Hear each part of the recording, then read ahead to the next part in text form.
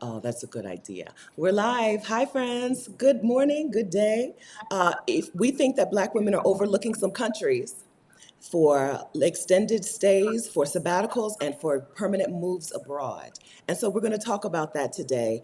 We're going to talk about some countries we think you're overlooking. We're going to, throw in some of the usual suspects so that somebody who's new to the conversation doesn't feel like she's totally lost. And we're going to point you to some amazing resources that are going to help get you out the door hasta pronto, faster, faster, okay? That's what's happening today. 6 countries we think Black women are overlooking, or 6 countries we think more Black women should move to. Hi, I'm Stephanie. I'm a house sitter, co-creator of Exodus Summit, and I have a special guest. Hi, special guest. Hello, new friends. My name is Roshida Dowe, and I am a career break coach and the other co-founder of Exodus Summit. That's right. Welcome to the team. Welcome to the team. Yes, We're in our signature colors you're today. all on the team. Yes. I'm Yeah, sorry.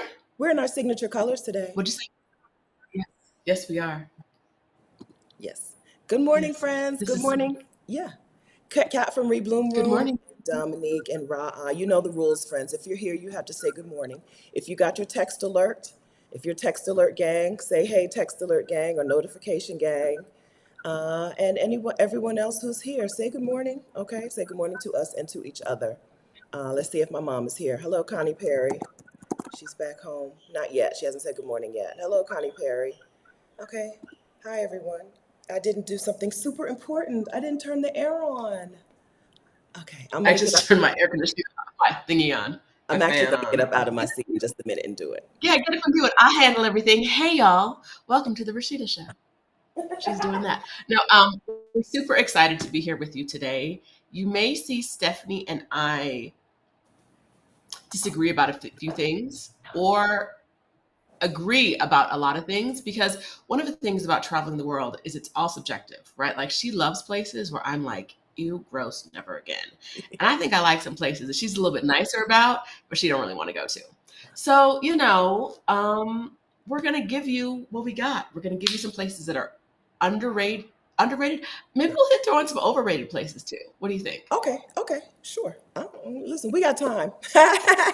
If you're We, watching I from mean, we got If you're watching the replay, hello friends in the future. I hope it's amazing there. I'll put some timestamps down in the video so that you can get to the parts that you came for. If you don't want to hear about the overrated, it's okay. If you don't want to hear about the underrated, it's okay.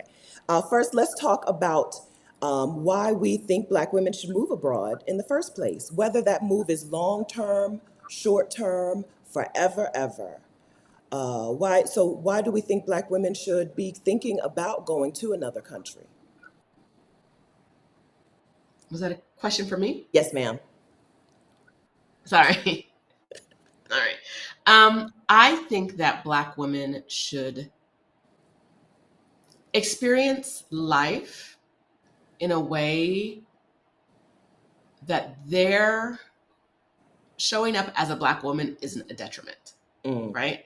mhm, If you live in the US, if you live in a lot of countries, especially a lot of Western countries around the world, mhm. being a Black woman is a detriment. And if you're in your home country, specifically, if you're in your home country, there's almost nothing you can do to fight it being a detriment, right? There's no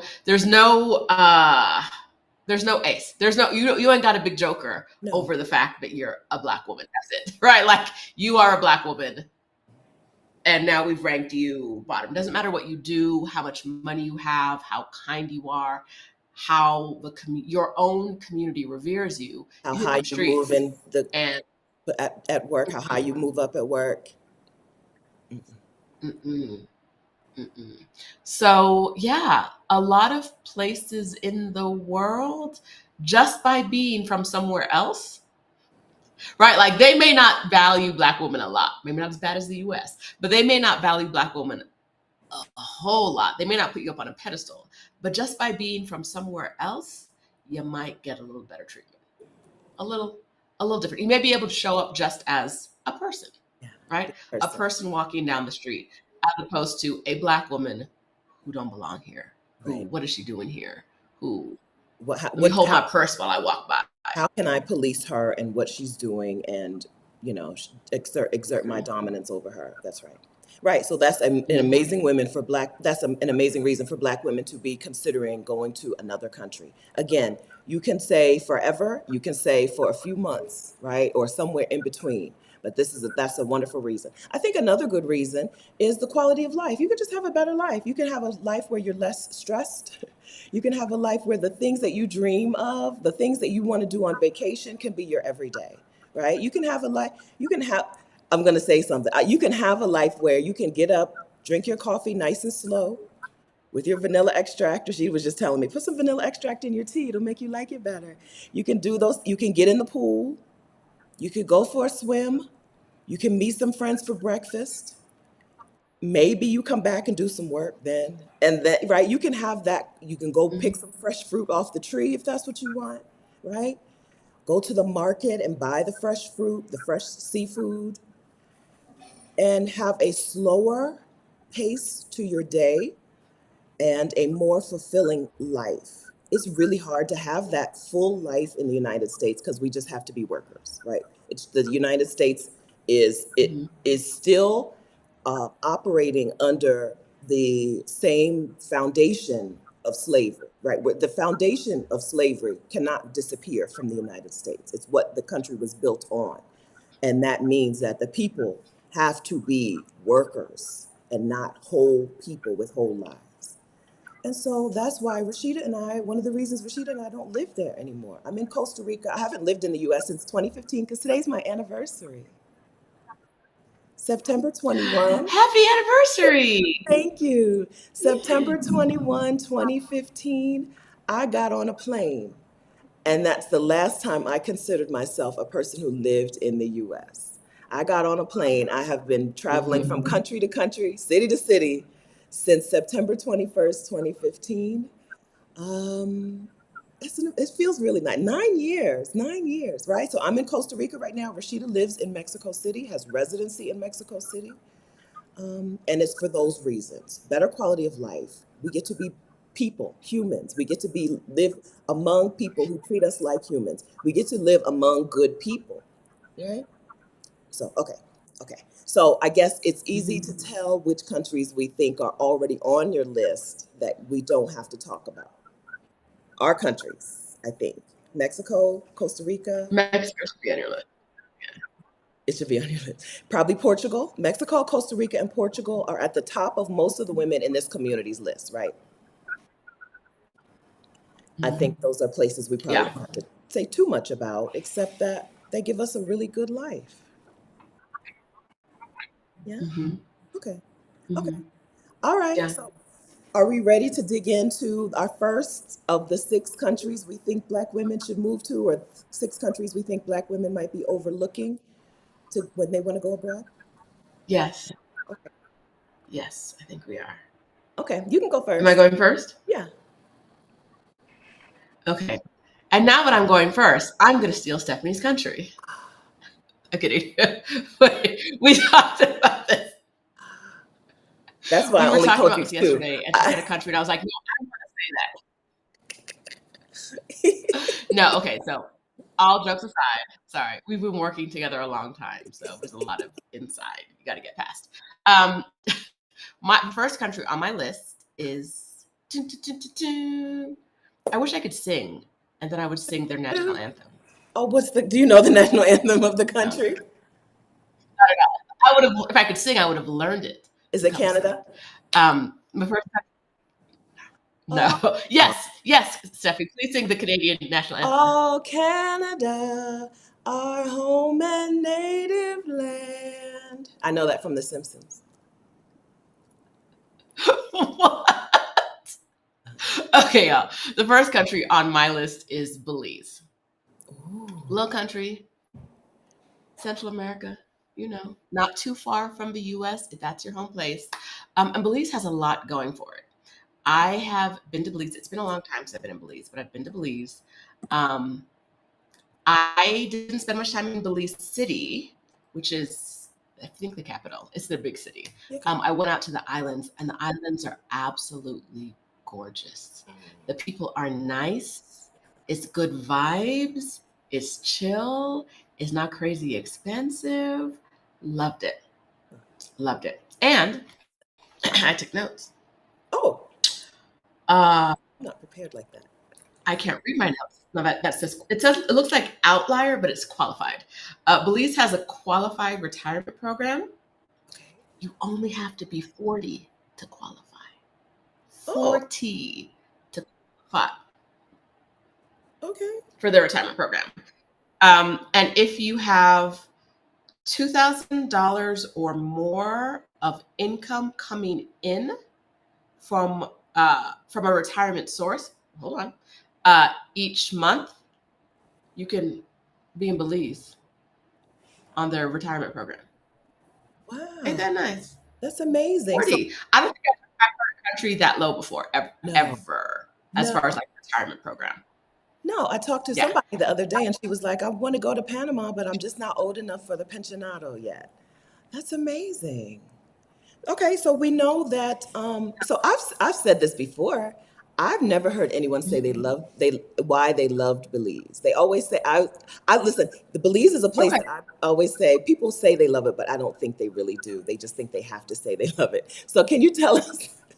I've never heard people talk, and they always say, "Oh, I love Belize," and then they never go on further. Whereas when I say, "Oh, I love such and such a place," I talk about the food and the something and the something. So you told us about the people were nice. Lobster. Okay. Okay. Like I, why did I love it? The drinks were strong and the lobster was fresh. No, and not expensive. But also like it felt like the kind of place where you could move there and be local-ish very quickly, right? Like the islands are small enough that they know you, that like, it's friendly. Now, I'm not talking about the city. I'm actually going to talk about some things that will make it more complicated for other people, Okay. right? So, um, their healthcare is concentrated in the city. They have one clinic on one of the islands. On Mm. I think it's is it Cape Cocker or Emigree? I don't know. One of the islands has a clinic. The rest of it, so our good friend Eve, who I think might be in the comments, thought about living there, but she realized out on the islands that the healthcare she wanted wasn't going to be accessible for her, or she needed for her life. Eve is disabled diva. If you see her online, the healthcare she needed for her life wasn't going to be accessible there. So if you don't think you need a lot of constant healthcare, Okay. it's a good place. Okay. I know people in Belize often leave Belize to get healthcare. They come to Mexico. A lot of them apparently go to Merida for healthcare. Oh, Who it knew? kind of I makes think sense it's, because not far. Yeah. yeah, not that far for healthcare. So that's one of the things where it's like, if you're worried, right? If I believe that if local people live under these elements, you can live too, right? Like if they can live without a hospital, like on the island, they have ways of getting to, the mainland quickly. There are ways that they already have in order to fill in the gaps, Yeah. right? So it's not like I could never live there because of this thing, at least for me. But I also don't need know what I know what I'm not going to need a lot of urgent care. If you needed a lot of urgent care, I don't think either the city or the actual island to be good for you. And I'm not going to tell you to move to the city. I'm going to tell you to move to the islands if we're talking about Belize. Uh-huh. Um, Uh, so for healthy people, great option. I did want to touch back on the retirement income. yeah. It says retirement income from a retirement source, but they allow you to include your investments and your savings. And I don't know how the savings could be an investment source. Maybe if you move $2,000 to an account each month, that counts. I couldn't really figure that out, but it really is like if you want to get away and you're looking at 40 in the eyes and wondering how you can do it, this is the place to consider. Mhm. I love it. They speak English in Belize. Kat says they also use the US dollar, which I didn't Yes. know. Yeah. All right, so Mm-hmm. probably could be a smoother Mm-hmm. landing if, like Rashida said, if you don't have health concerns, right? If you don't need, you know, if you don't, yeah, if you know you're not going to need urgent care regularly, then yeah, okay, put it Mm-hmm. on the list. I apologize to Belize and all Belizeans for saying I don't know what people like about your country. My formal apology for saying Now that I've said lobster, I I see a apologize. lot of people in the comments have actually been there. Hmm. Yeah, Yeah, and it's good. It's a good vibe. It's a vibey place. yes, Yeah. Katrina says best lobster, less the people and the best lobster she ever had. Okay. All right, Belize. I was not familiar with your game. Okay, girl.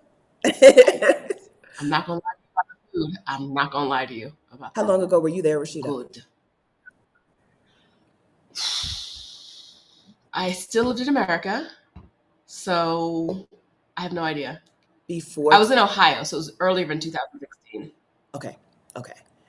Do So you, yeah, so the internet, so you wouldn't remember what the internet was like. That's not a thing that you weren't there to work. It's that's not like not you were relevant. there recently and working and stuff. Okay. Okay. Mm-mm, All right. Good no, but information. if you, it's definitely one of those places where I wouldn't say go sight unseen, right? Because the islands and the city are going to be so different that if you plan on going to the islands but you can't get the good Wi-Fi, you're not. I don't think you're going to be happy living in the city, right? So I would say this is one of those places you should check out first and see if you like it. Good. Okay. So those of you who have questions about the Wi-Fi, that's a legitimate question when you're dealing with islands Hmm. or small. Belize is not a, Hmm. it's on, is it hooked to, I don't know. When you're dealing with places like that, it's it's a legitimate question. We may not have an answer for you right now. Okay? We may not have an answer for you right now. Okay, so when I give you my first on my list, should I stick with that region because I have one in that region, or should we move to another region and then come back? Should I stick to the Caribbean? Let's stay in the region. Let's stay on theme. Stay in the region. Okay, my choice for a place that you're overlooking is Curacao. Curacao is an island in the Caribbean that is Aruba's little sister, right? Curacao, I think Bonaire and Aruba, they go together, right? They're related. But Curacao is much smaller and also less expensive. Now, as far as I know, residency in Curacao for foreigners usually comes through investment. I just Googled it, and $280,000, a $280,000 investment in Curacao is the way that most foreigners get residency there. That's not chump change, but that's a house, right? Mm, right? Buying a Hmm. property or something. Most people get residency through buying property. But there could be other ways. I didn't do my thorough research. I just have been to Curacao and I liked it. People there were kind and friendly. If you get away from the tourist areas, the beaches are amazing. I haven't done a whole lot of Caribbean travel, right? But the beaches in Curacao were amazing. You had to get away from Jan, the city, right? Get up north, um, and it was just a chill, laid back vibe like you would expect in the Caribbean. They have those painted, colorful houses. They have the downtown, the old town area, super colorful, super, right, that architecture, that, what do we call it, colonial architecture and all that. It was just a wonderful, you know, wonderful, chill place with nice people. Now, in Curacao, they speak different languages. So they speak Spanish, they speak Dutch, they speak Papiamento, they speak like a Creole language. So I don't know. As an English speaker, mostly I just spoke English there, and mostly people got it. Mostly I was able to communicate with people. I think if you're moving there, you probably would be best off learning Spanish. Spanish seemed to be the next, I don't know, go there and see. Mm. Spanish seemed to be the next spoken language. There was one housekeeper who came, there was a group of housekeepers in the building I was in, and they would all talk and be friendly and nice to me. And most half of them spoke English. The ones who didn't speak English, we could kind of get by with Spanish because they knew I couldn't get to the Do you Creole. so they were from Curacao? Yes. Yes. Okay. They speak a lot of languages. I don't know. I don't really. Okay. So Curacao is a Dutch island. I thought that they would speak more Dutch, but but Spanish seemed to be the next most accessible language. When I was in Aruba, and I'm thinking it's the same in Curacao, they told me in school they take 5 languages, and I was like, Hmm. and that's why every country is surpassing us and everything. Like, you'd like look at a waitress talk to you in one language, but another table another language, another table another language, and it was like some days I barely got the English. So look at you being impressive, They told me, being this is, impressive. I think, the wonderful teacher, I think it's Cassandra. They told me that they're below the hurricane belt. Curacao and Aruba, they're so close to South America that hurricanes don't pass through. They're too far south to get hurricanes. That's what they told me. I don't know if that's true, but every place you go, there's some bad weather, right? There's something you got to be prepared for. But that's what they told me. And for the Caribbean, I want to say again, for the Caribbean, the cost of living was reasonable, was manageable. You think of these islands as super expensive places where only rich people can afford to move to, but I felt Curacao was reasonably priced, and the men are tall because they're a mix of Dutch and Central and South American and Caribbean. They're tall. The average height of a man in Curacao is probably above the world's average. All the important factors.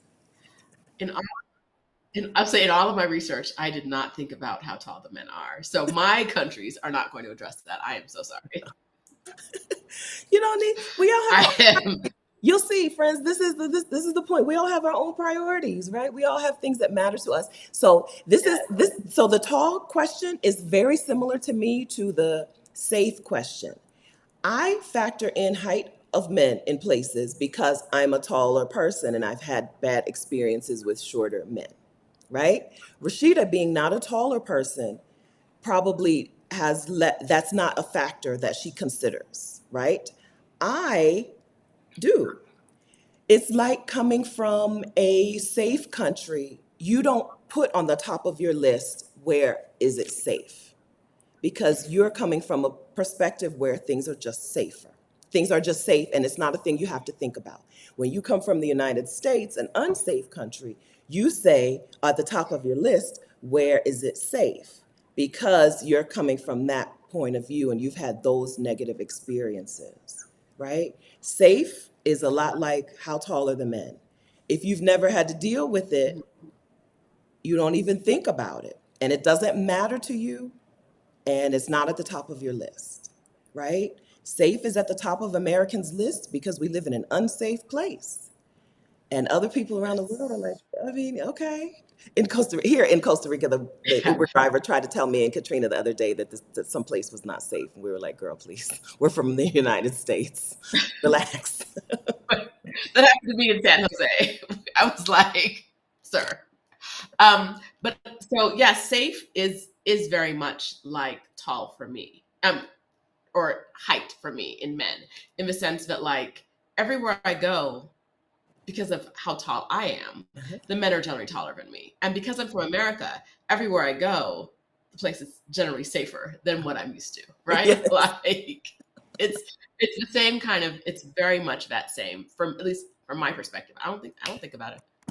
Yes, No, it's safer. Yes, the men are some version of taller than me. Okay. that's right. All right. That's right. So when y'all say, is it safe? Is it safe? You're like me saying, are the men tall? Are the men tall? Are the men tall? Like, girl, relax. Okay. Not everybody needs that I on don't their yeah. list. Okay, yeah, Mhm, Curacao. So we've got two Caribbean mhm. islands right away. A lot of people sometimes a lot of Black women, when they first think about moving, what?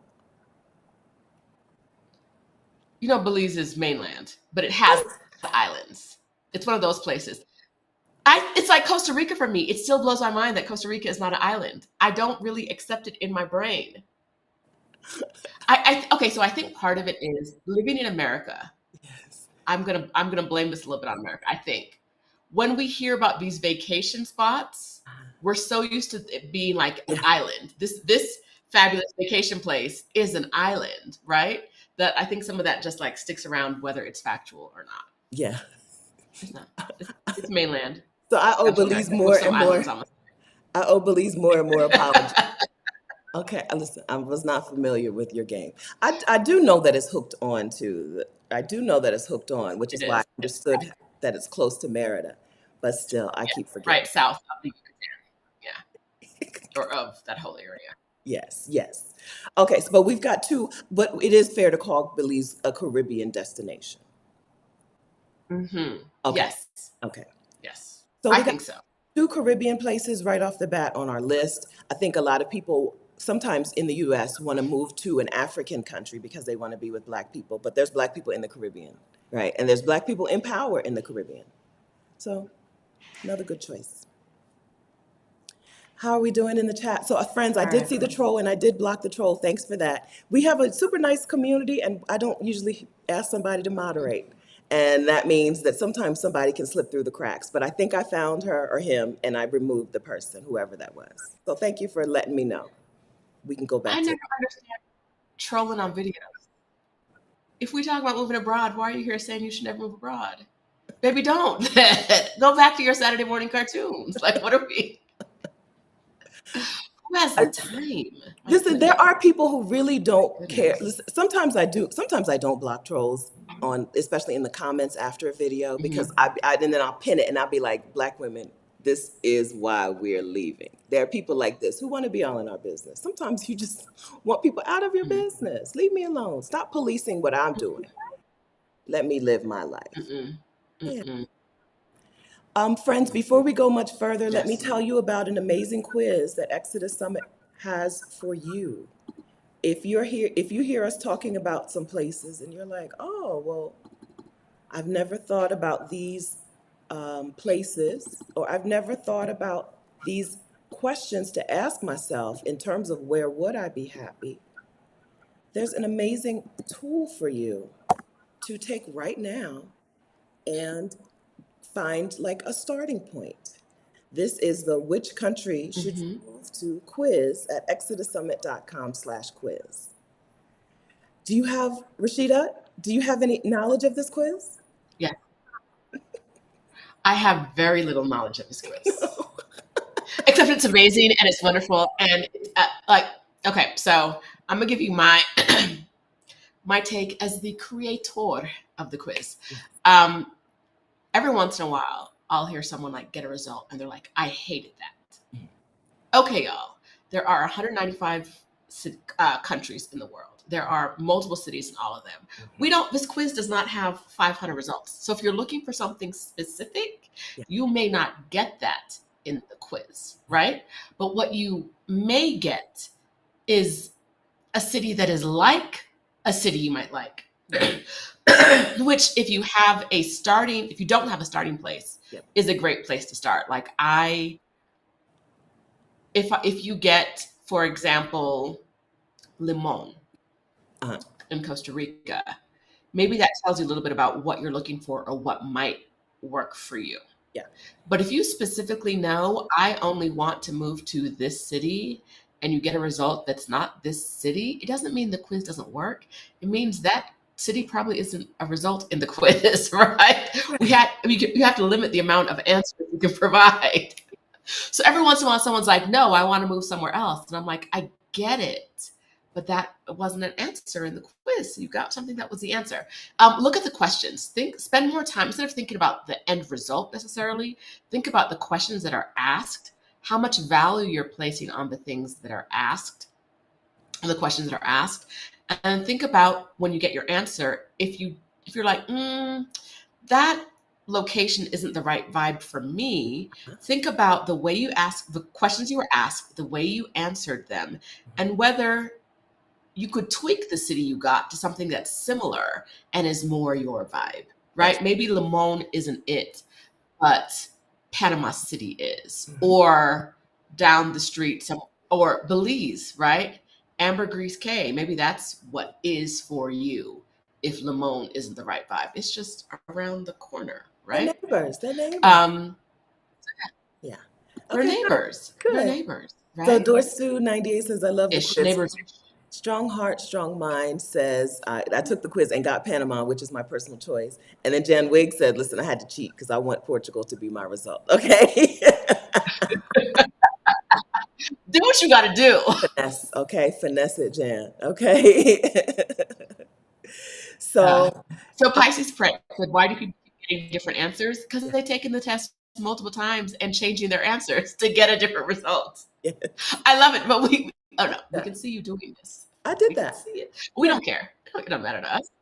I Yeah, got Mexico take the City quiz the as many first times as you time. want. Yeah, I got Mexico City the first time. And then the second time I got Johannesburg, South Africa. Both two places that I love being. So, boom. Right. That's right. Hmm. That's right. Yeah, go ahead and take Hmm. the And I quiz. know, when you say that, I know what you stayed in, what stayed similar to you, and which answers you didn't change when you say that. That's I know. right. That's I know. right. Michelle says I keep getting Mexico City and Paris on the quiz, so I guess I can stop taking it now. Yes, yes. If you keep getting the two same answers, unless you want to change your answers to the quiz, you can stop taking it. The quiz has spoken. Pack your bag. No, it's not the kind of situation where it's like the quiz says I have to go here, so I have to go here. Mm-mm. It's what information can you gain about yourself or what you want from taking this quiz is really what it is. It's more of like a self exploration kind of thing. That's right. That's right. Those questions are very leading. Those questions are the questions that people ask when they're looking for a new home or a place to go to for some amount of time, short or long. That's right. Quiz is Hmm. super helpful. So go ahead and take it. ExodusSummit.com/quiz. If you want to share your result here, you're welcome to share your result here. Okay, are we ready? And then I see one more question about, is it too late to register for Exodus Summit? You know, we're going to talk a lot about Exodus Summit. And the answer to that question is no, it's not too late. It will be soon. Okay, October 11th will be here before you know it. But Exodus Summit 2024 is online October 11th to 14th. Tickets are available at ExodusSummit.com. Prices go up the day the summit starts, which is October 11th. And we're talking about how to Hmm. plan to move abroad and how to speed up that plan, how to address the things that you think are Hmm. reasons you can't move abroad, your kids, your spouse, your parents, your health care, your job, your money, right? How do you address Hmm. those things so that you can go ahead and make a move abroad plan? What are the first steps to making a plan for a person with those needs and those concerns?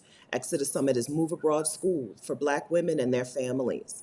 And this is our fifth year hosting Exodus Summit. We know that Black women come to Exodus Summit like, I'd like to do it. I'd like to move abroad. I don't know how it's going to work for me. And they leave Exodus Summit with their Hmm. plan. Here's what I'm going to do. And the next thing we hear from them, they're out, right? Next time we hear from them, out in the world. Ouch. Yeah.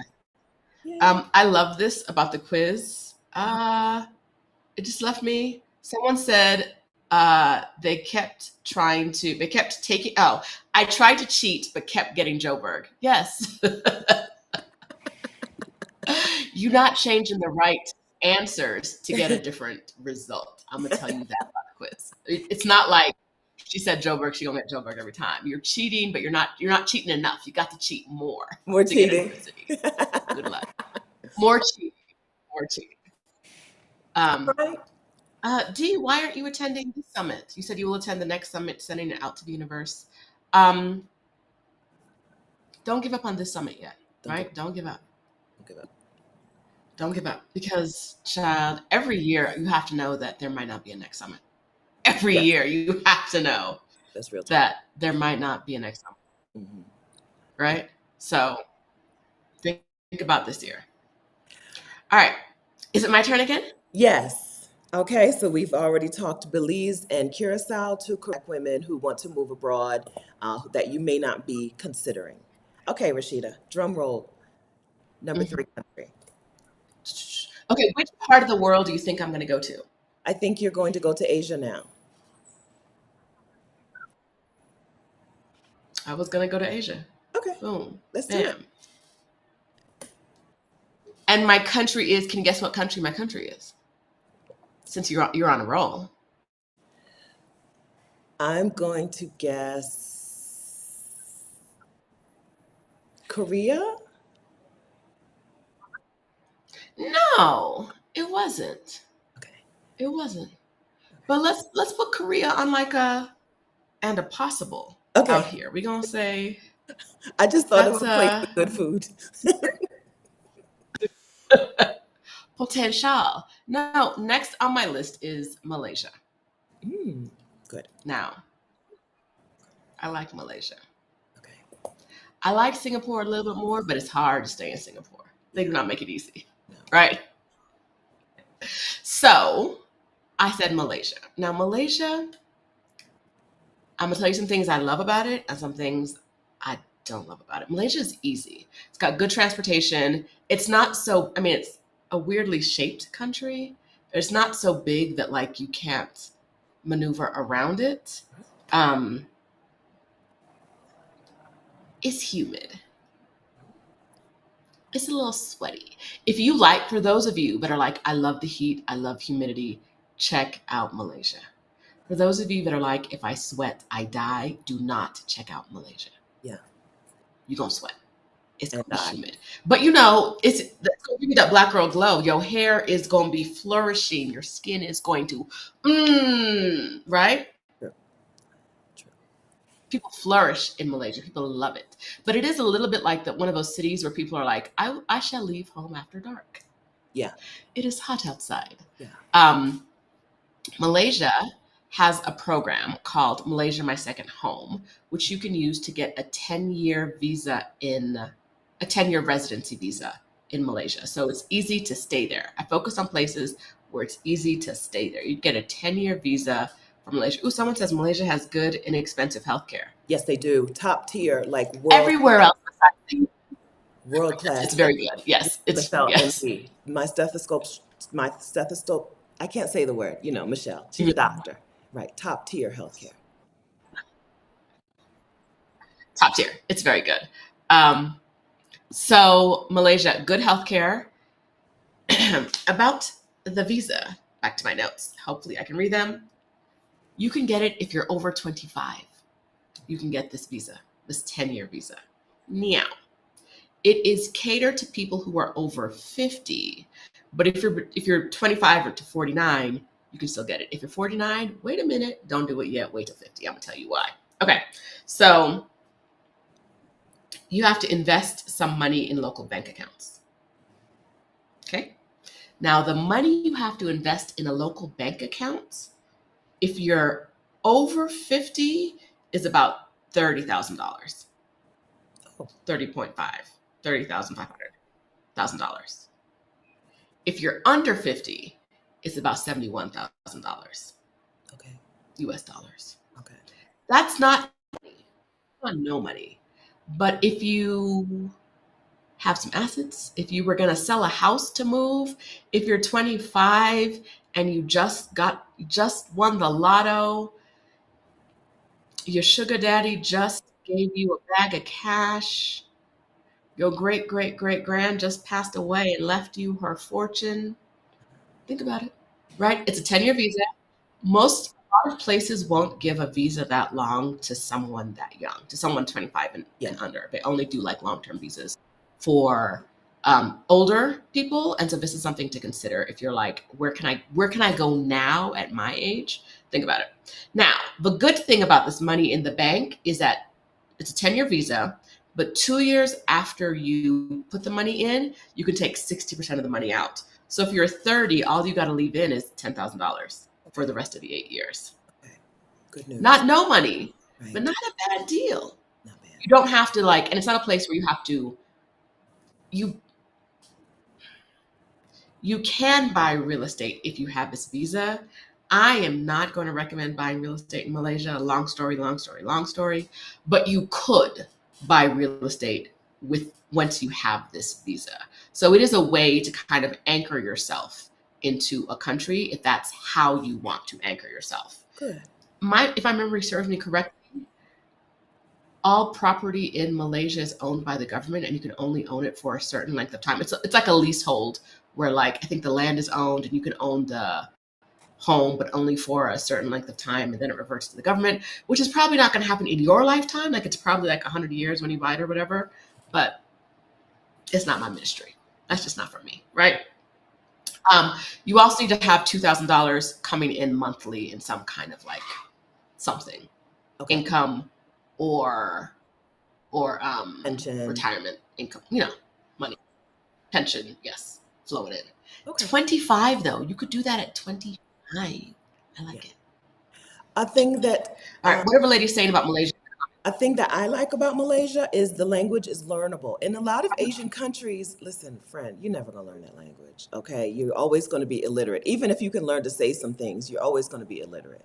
But Malaysia, they speak Bahasa Malaysia. The letters look like things we're familiar with, and it's really easy for English speakers to learn Bahasa Malaysia. So you can learn English. I mean, Hmm. you can learn the language. Also, a lot of Malaysians speak English anyway. But it's a place that it's going to be easier to move to, like, incorporate or speak the language. You can learn the language. Um, I thought when I left in 2015, like I told you, this is my anniversary. When I left, I thought I was leaving to start. I started and ended my year in Malaysia. I started in Malaysia and ended in Malaysia, even though my layover was in Japan. And I thought I was going to stay in Malaysia because of that Malaysia, my second home visa process. It was a little easier back then. It was even easier back in the early, but 10 years ago. But listen, I got there and I couldn't take the weather. I couldn't take it. I couldn't take it. Kuala Lumpur, oh my gosh. I know people love it and they go there. So you need to know yourself. I found out I'm a spring weather girl, actually, not a summer weather girl. But I agree that it should be at the top of more women's lists. Kuala Lumpur is a world Hmm. international airport so that you can get to anywhere and from anywhere just from Kuala Hmm. Lumpur. Hmm. Yeah, so I agree with that. I love that choice. What are we saying about Malaysia? Hmm. Um, from Lack Legacy saying she got glasses and 6 months of contacts for under $150. I think it was $150 in Malaysia. Oh, Yes, there's a lot of things around the world that cost so much less, mhm. so much less, That's right. depending on where you go. And Michelle is right. Malaysia is Yeah. it's a world class. It is one of the best. You know how we think about Swiss doctor. They went to Switzerland to see the doctor. That's Malaysia, right? It's one of the world's best destinations for healthcare, one of the world's best countries for healthcare. Absolutely, absolutely. Hmm.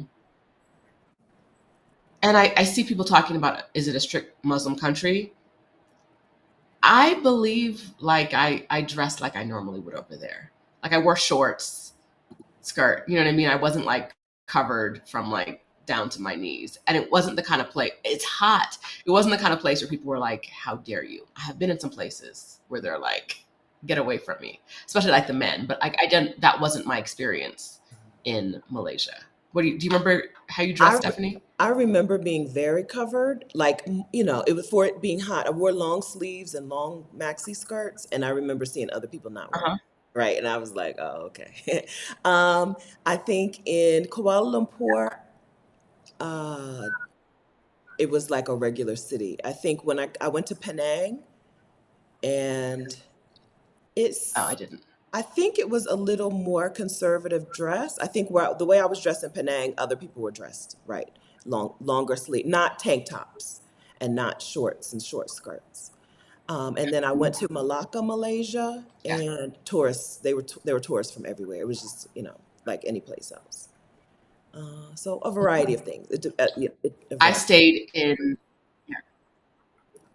I stayed in Kuala Lumpur, and I just dressed how the people around me were dressed. And I do not remember feeling like, I don't remember feeling like I was hot because of how I was dressed. I remember feeling like I was hot because it's hot, Hmm. right? And so, yeah, something to keep in mind. But the access it can give you to the region, wonderful, Hmm. right? Honestly, I think the only draw for me, the only drawback about Malaysia was the humidity and the heat. Yeah. The only drawback. My child says, "How's Malaysian food?" Girl, yes. The answer is yes. How's the food? Yes. Okay, eat the food. Eat the nasi goreng. Eat it. Whatever. So rice, it's Asia. You're gonna eat rice, but eat it. Most of those countries over there can throw down. Throw down. You will not be hungry, right? Uh-huh. Unless you're like every single type of Asian food I've ever tried I haven't liked, then don't do that, right? Like but that's a you thing. That's But then people cooking, yes, they are using spices. They are using all the spices. You'll like it. yes. Yeah, Hmm. yeah, yeah. Yeah, so Malaysian people are they're part Chinese, they're part this, they're part that, right? You can eat all the food. It's a foodie place. Malaysia is a foodie place. So Rashida earlier said Singapore is probably not the move. And that's because but Malaysians are like Singaporean people in that there's everybody's there. Everybody's there and all the food is there. But the reason Rashida said, I think the reason you said Singapore is hard is it's expensive. It's expensive, and to stay there is expensive. Okay. Okay. Yeah. To get a visa to stay and to do all the stuff, it'll run you some money. They like a nice small. They don't need all kinds of outsiders in their They're not country. well. They're not But I welcoming would people in. definitely. Sandra says They're not rolling out the welcome wagon for anybody. no. Sandra says Malaysia. Back to Malaysia. Sandra says upscale housing at reasonable prices. Yeah, Malaysia. A lot of you friends are going to be. Your minds are going to be changed about where you want to go once you start looking at Malaysia, at the cost of living, at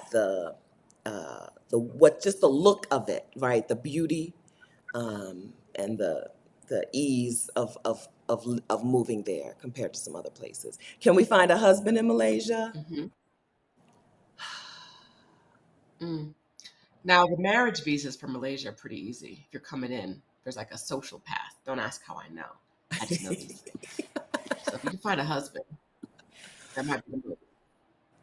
If yeah, so yeah, I don't see why not. I don't think so. It is a Muslim country, but I think the younger people in Hmm. Malaysia are relaxed. They're not like I, when I think of a man, I don't want a man who's going to think he's the boss of me. And I think in Malaysia, you can get a man who thinks he's the boss of you, but you could also get a man. There's also Malaysian men there who are relaxed. I think. Uh, Hmm. I think. So I think that it's probably. Ooh, Pinky has a Malaysian boyfriend. Oh, Sorry, I got excited. Pinky has a Malaysian boyfriend. okay. Okay, all right now, Pinky. So that's actually Natalie's question was, but how do we Black women date in other countries like Asia? Sorry, I'm new to thinking about leaving the U.S., but I got to get out of here.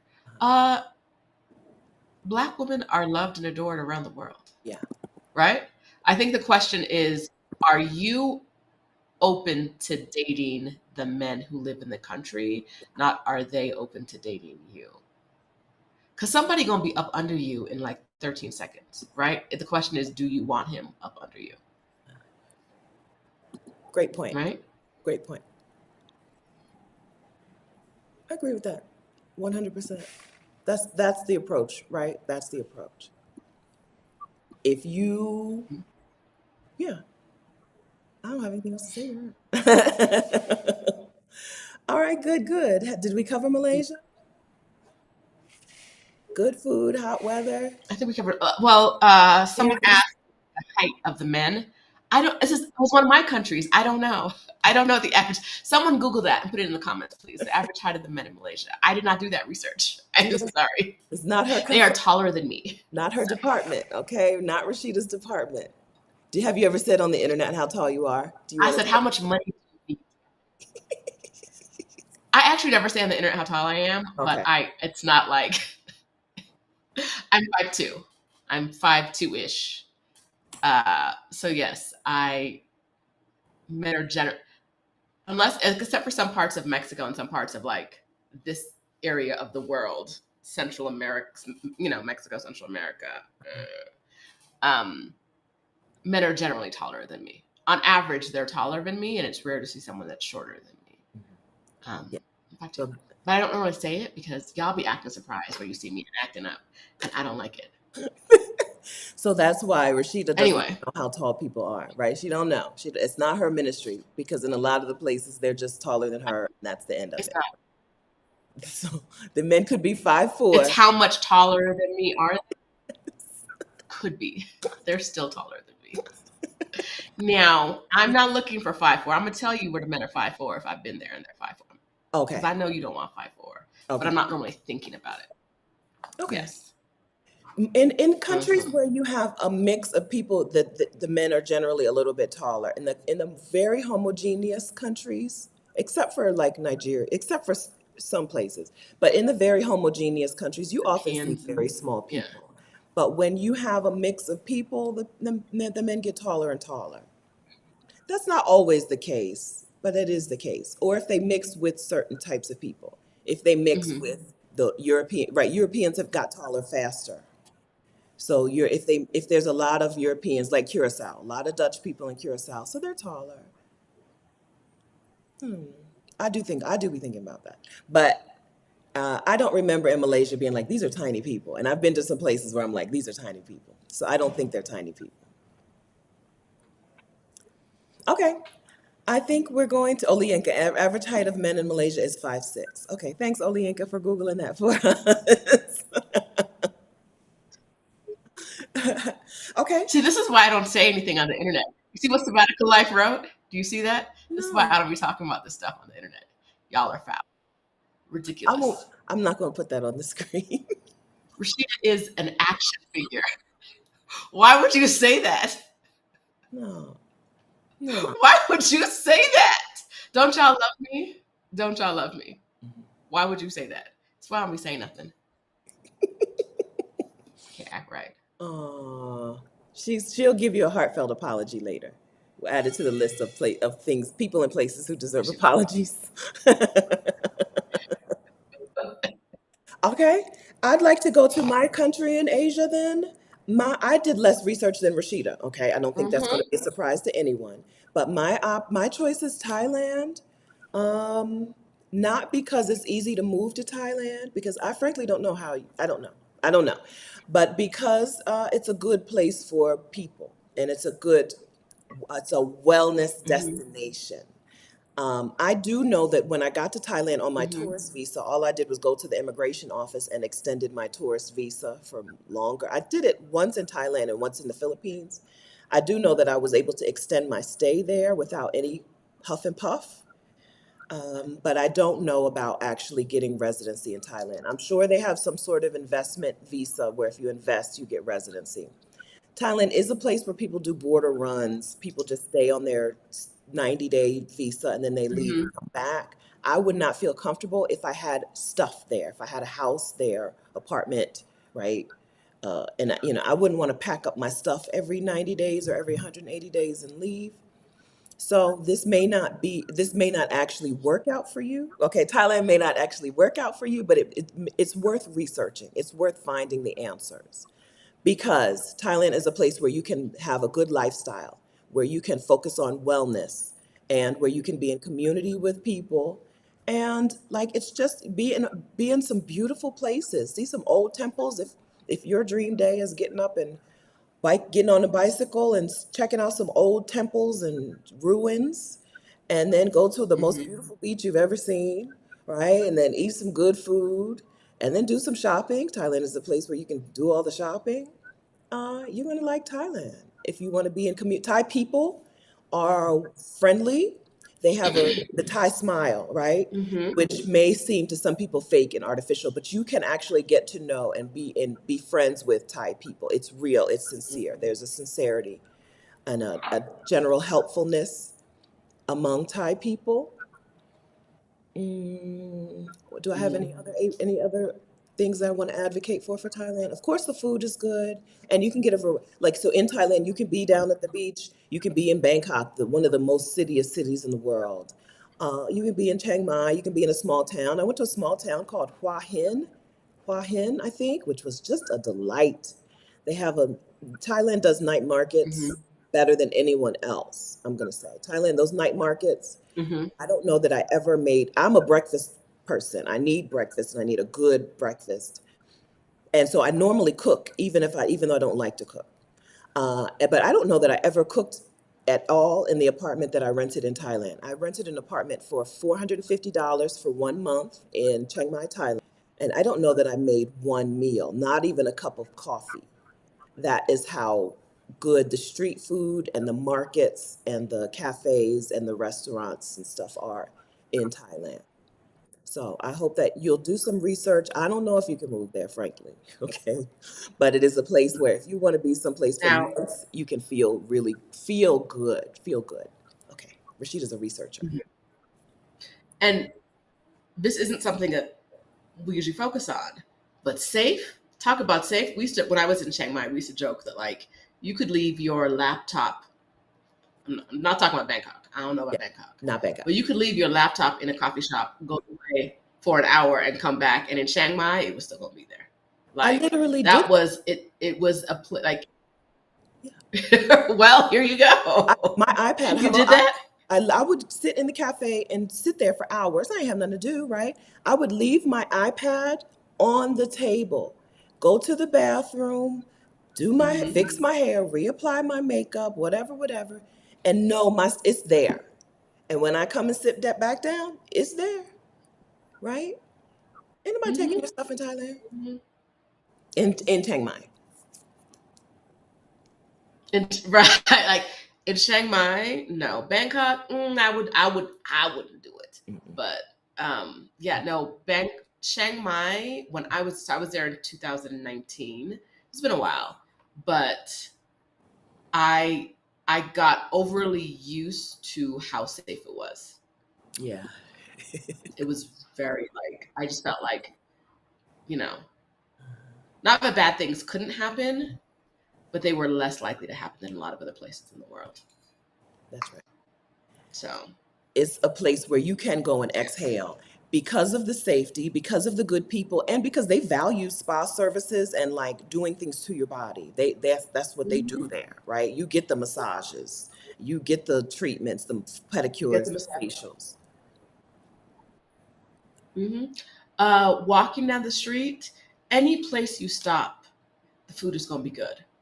I remember walking. There was this chicken place, and when I walked past, and they didn't have chicken. Like one day they were out. I was like, "Do I have to go catch a chicken? Like, what's the deal? Because the way y'all make chicken, You're gonna y'all grilling this and cutting it up and putting it in a bag, and now I got a chicken for like $3, a whole chicken cooked on my way back to the apartment.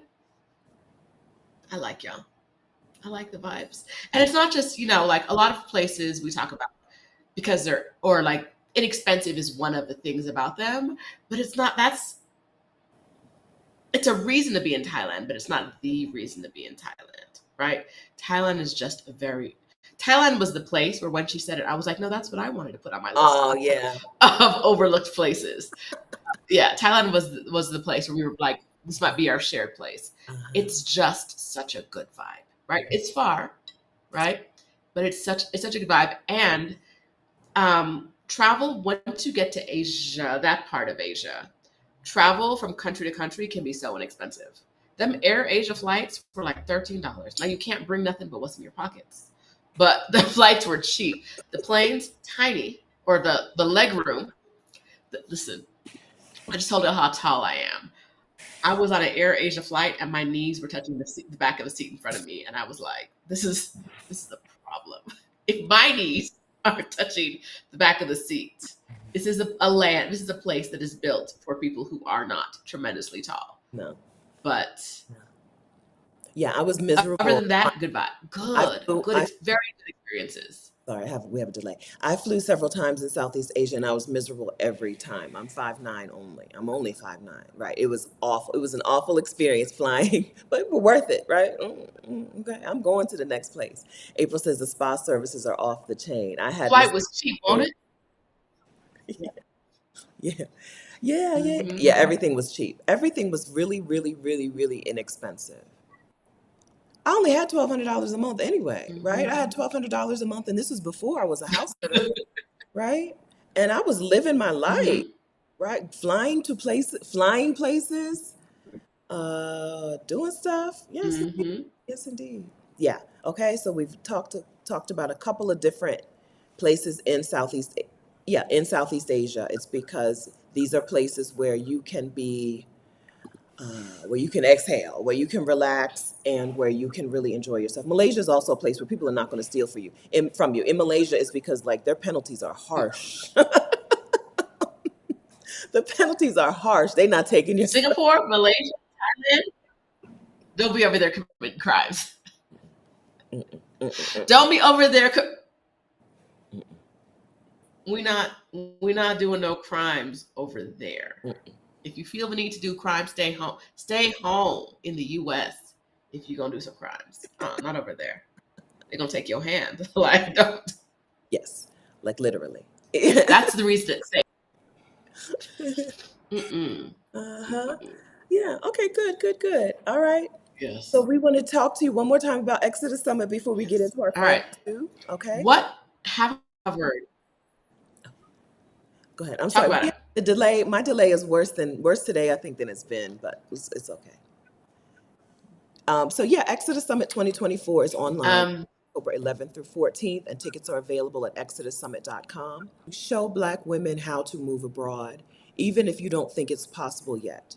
Also, they're coming to show Black women how to move abroad more quickly if you think it's a thing you need to put off for 5 or 10 or 15 years.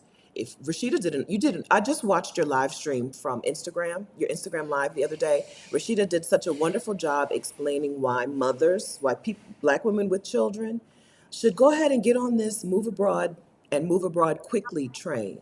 Because this week we've been interviewed by quite a few women who have children abroad. And man, those kids are living good lives. And when they come back to the US, the moms have to prepare them, armor them, brace them for what it's like to be a Black child in the US. And it's so sad to see that. And also to realize that all of our Black children are living like that every day.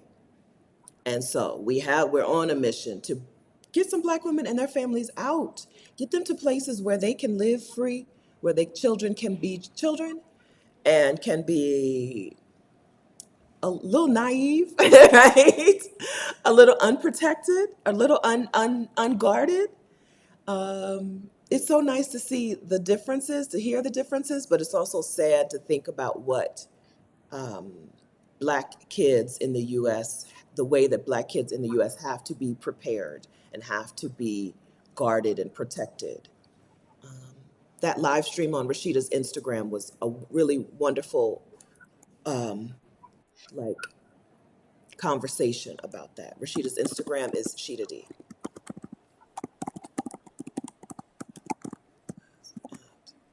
Slash Sheeta D. Okay. All right. Does anyone have questions about Exodus Summit? You ready for us to move on? Go ahead, Rashida. I'm ready to see y'all at Exodus Summit.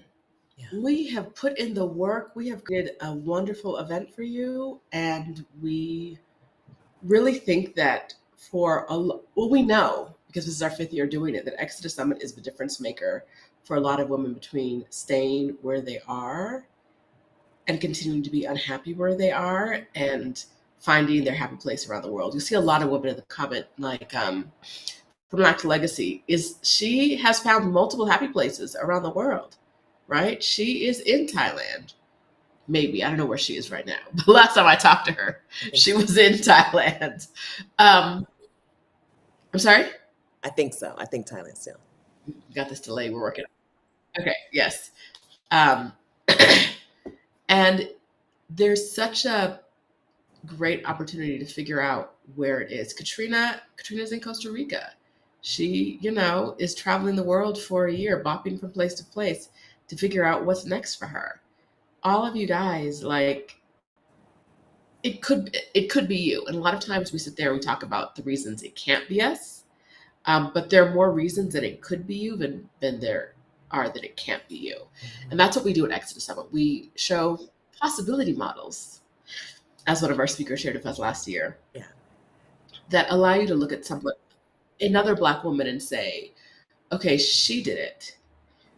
And these are the ways I'm like her. And this is what I can learn from her experience, right? Instead of saying, well, I'm not like her because I have to deal with this, if you say, okay, this is what she used, this is what she had, and what she used to get abroad, you'll get abroad Yeah, if you want it, right? And so if you want it, if this is something you want, Exodus Summit is where you should be this year. that's right. That's right. Sandra's in Thailand right now. Right now. Yeah. We um we we know that some of you here in this community who are here all every week and who are in the Facebook group, and we know that some of you still don't think it's possible for you. Okay? Please come to Exodus Mm-hmm. Summit. Let at least one speaker break down that barrier, and at least show you how it could be possible for you, or how it is possible for you. Maybe because you have a parent, we Mm-hmm. have a session on what to do when you have elderly parents, right? Do you bring them with you? How do you set them up at home to stay, or how do you take them with you, right? We have, maybe it's because you have children, we have sessions on how to educate, different options for educating your kids around the world. Maybe it's because you don't think you have the money. Adelia's going to do a session on the math, right? It's called quick and dirty math. What are your numbers? How much money would you need to leave? If you don't even know that number, you're counting yourself out for no reason. Rashida's session on residency visas and legal options to stay in a country is going to mean that some places that you thought you couldn't stay in, you're going to find out, oh, I can stay, right? I can stay here. Um, and then you're going to be in community with other women, some of whom are already planning to go someplace, and some of whom are already there. Being in community with women who are already there will help answer some of the other questions, like what about the infrastructure? What do the roads look like there? What about the internet, right? Let's say Malaysia has also some of the fastest internet I've ever experienced in my whole life. I'm not kidding. And I was there in 2015. We were in that I was in a hostel in a shared dorm room, and me and another girl got there at the same time. We were like, oh my gosh, this internet, it's amazing, right? But you don't know things like that until you get in community with other people who have been there or who are there. And that's what you get inside of Exodus Summit. You get community as well as education, right? You learn, it's Move Abroad School. So you learn from the teachers, you learn from the students. I hope that you'll give yourself every opportunity to live out the life that you want. You're here on this channel, you come and watch these videos because this is a life that you want in some way, in your form, your version. It's a life that you want. I hope that you'll give yourself that chance. And you give yourself that chance by coming to Exodus Summit, right? We know that because Mm-hmm. after the summit, somebody is going to be out, right? Somebody's going to get her plan together from the summit. I hope you'll give yourself that chance. Mm-hmm. Um, there's some questions in the chat. Okay. Where do they go? Y'all are talking too fast for me. Um, maybe there weren't questions. Maybe I'm seeing things. KH says, I just need the remote work piece and I'm out. Okay. Good news. Libria Jones is coming to Yeah. teach you how to find remote work. And that is what she does. That is her mission. Libria Jones is on a mission to help you find remote work. And she's teaching a regular session in the summit. And then she's teaching a bonus workshop that is going to be more hands on, more like, now go here, now do this, right? Here's how you use these specific tools, Mm-hmm. like these AI tools, to help find remote work for you and help position you in a way to get hired, get the job. So if remote work is the difference, if you just need a remote job and you'll be out the door, you should be at Exodus Summit 2024, okay? Because we're going to teach you how to get a remote job and we're going to teach you how to get out the door, okay? Let's do it. Um, we are okay. So Danielle says, "I'm excited to attend my first Exodus Summit. Will there be an opportunity for our questions to be addressed, if not specifically covered through the scheduled discussions?" We're going to have, for people who have the All Access Pass, we're going to have salons. Yeah. We also call them breakout rooms or accountability sessions. They're a time for you to get in community with other people in the community and have conversations with them about the thing you want to talk about, right? So if you want to talk about life in Malaysia, you could create a room about Malaysia and women who are interested in it, women who've been there, will join the room and talk to you. We're going to have, each session we have has a Q&A, but there's not going to be a specific like Q&A about anything in the world kind of session. What I would suggest you do, if you have questions about something that is maybe tangentially addressed at the summit or not addressed at the summit, and we're addressing a lot of things, so whatever you have a question about is probably going to come up. But if you do, I would try to figure out who either at the summit or not at the summit talks about that a lot, and then go to them with your question. Just because this isn't, it's not like we don't have space for one-on-one kind of coaching during the summit. But those accountability rooms and the salons are an opportunity for you to, for all of you guys who have your all access passes, to kind of help each other through. And community help is often the best and most accurate help you're going to get. Right? I can tell you why I love Thailand, but Sandra's there right now. Yes. Right? I can tell you why I love Thailand 5 years ago, 6 years ago. Sandra's there right now. And that's why we really recommend getting in those breakout rooms, those accountability sessions, and really being open to the idea of not just learning from someone else, but from teaching from someone else, from teaching other people.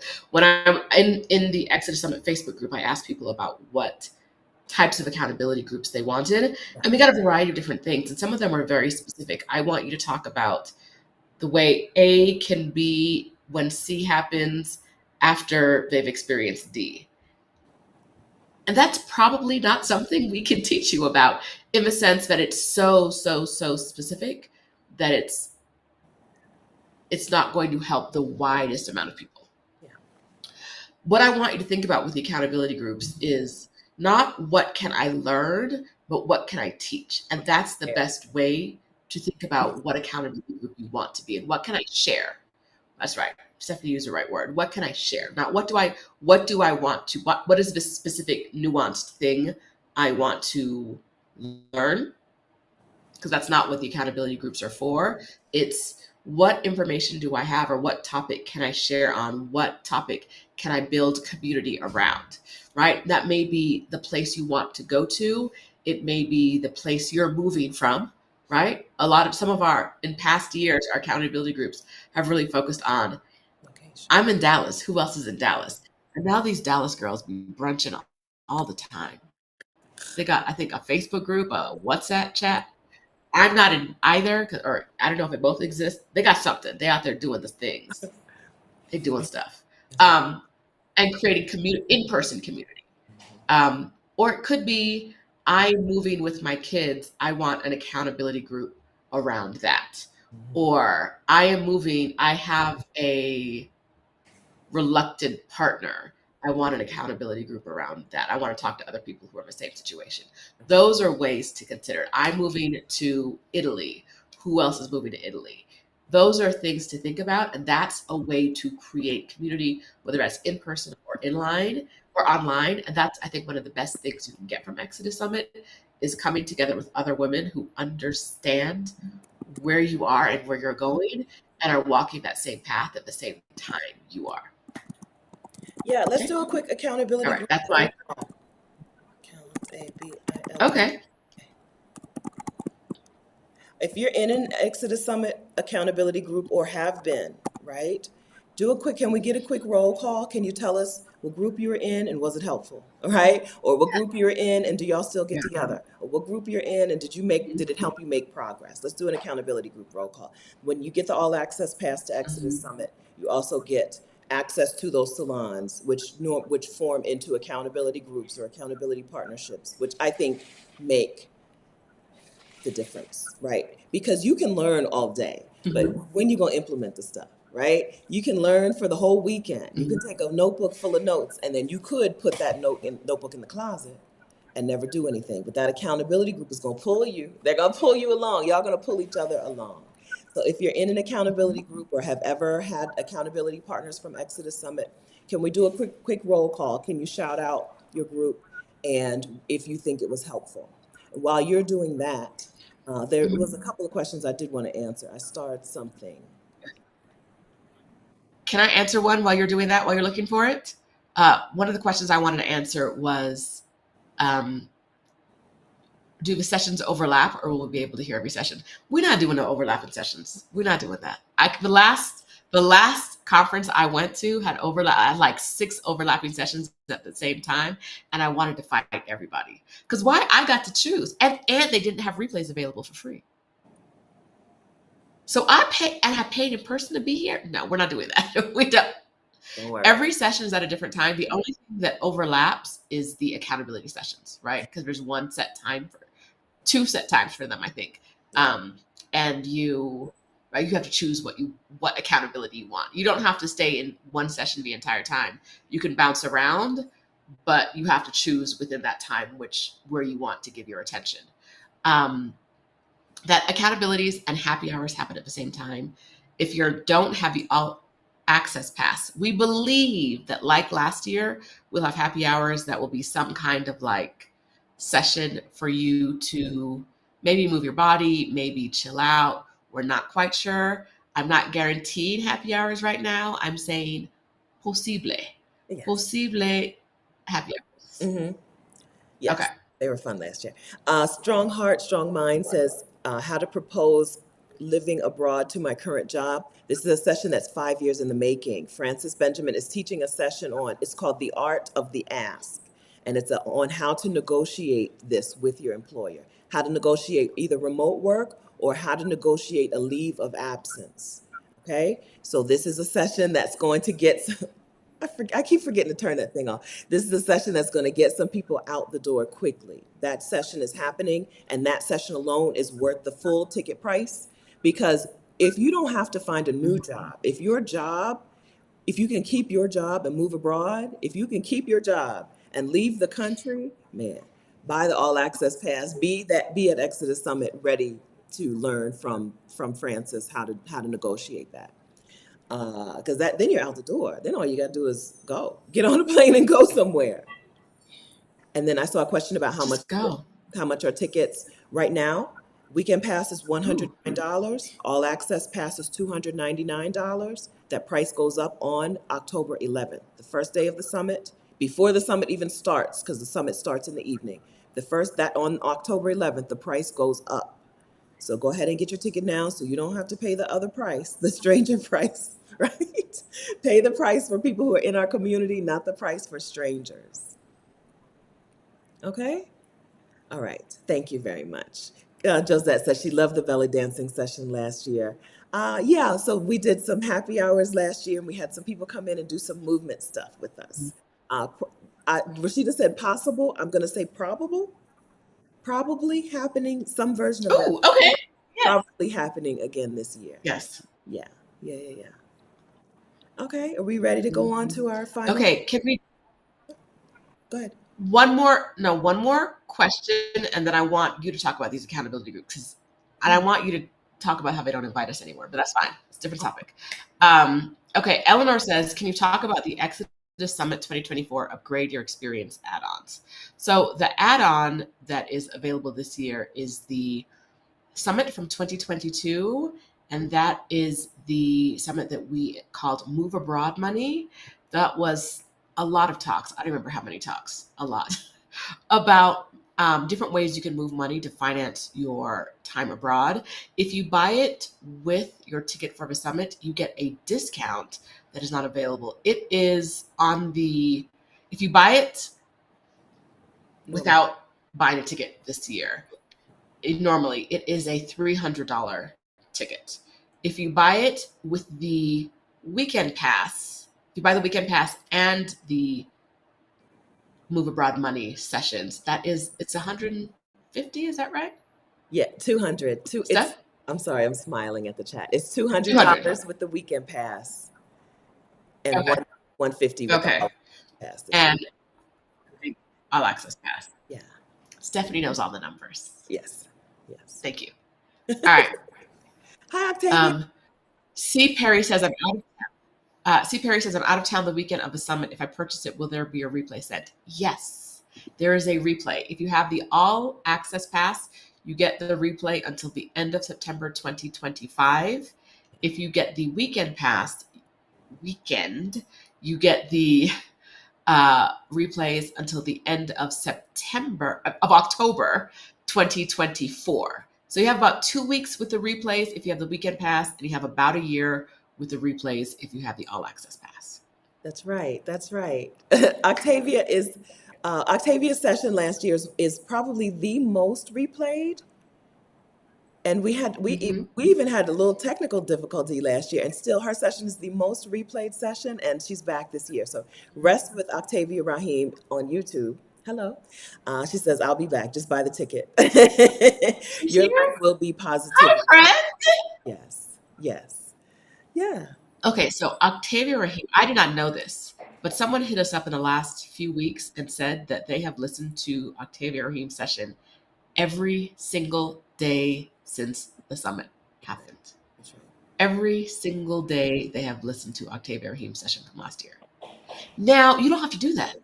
If you come to this summit, you can listen to this year's session, and then every day since then, you can listen to the session again. Octavia is a magician. Yeah. Yeah. Listen. So if your nervous system, if you're like, oh girl, I got to get this nervous system together, I got to get this whatever, I got to get my rest practice together.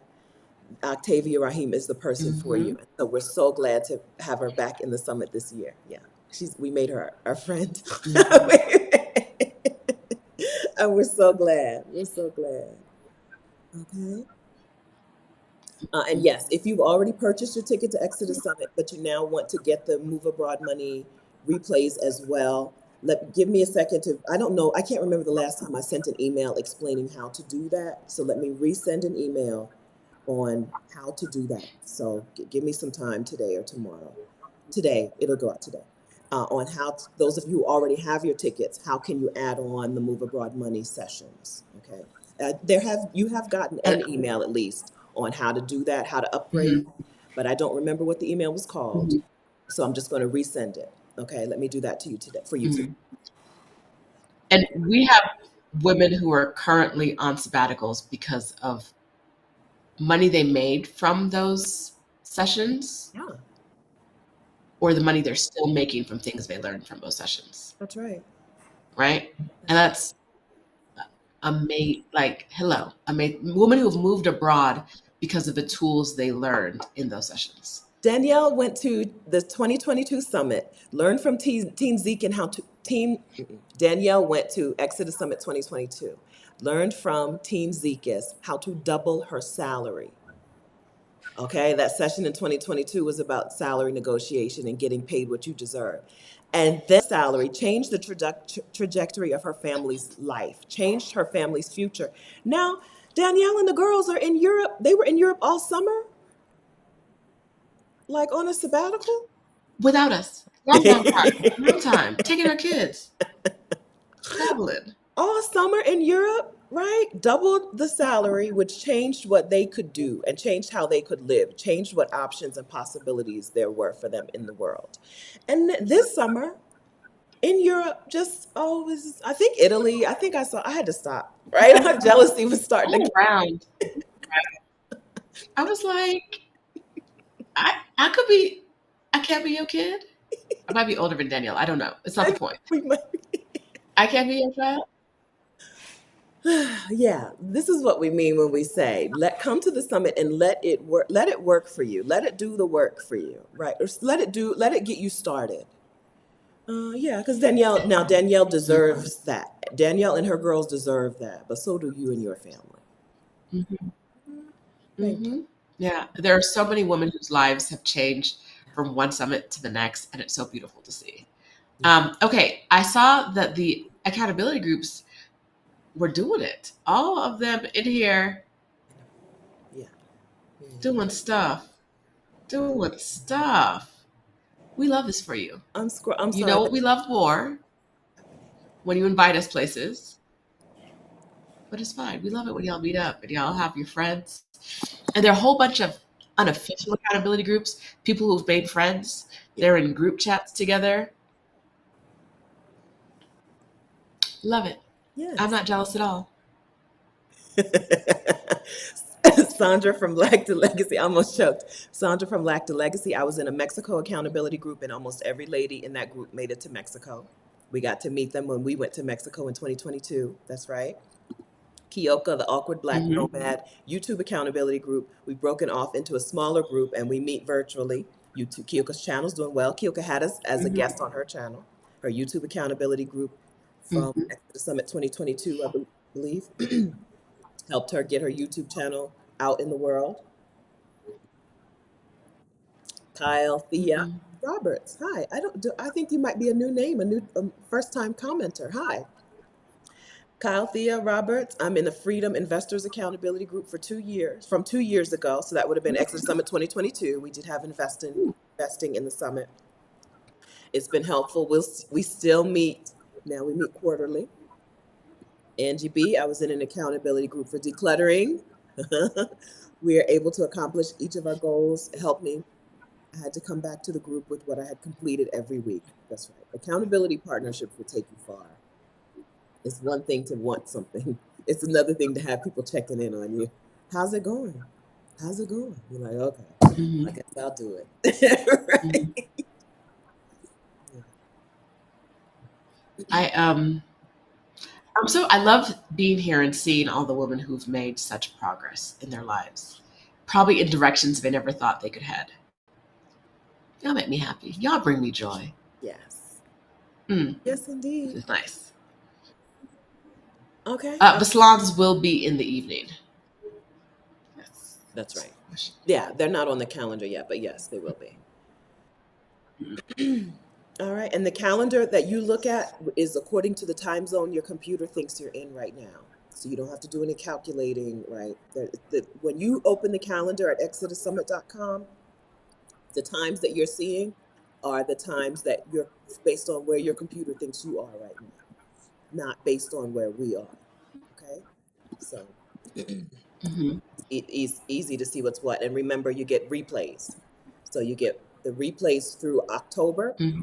if you have the weekend pass, and you get the replays through until September, the end of September 2025, if you get the all access pass, almost a full year with that one. Okay, I'm done choking. There are no replays. There are no replays of the accountability sessions because those are not recorded.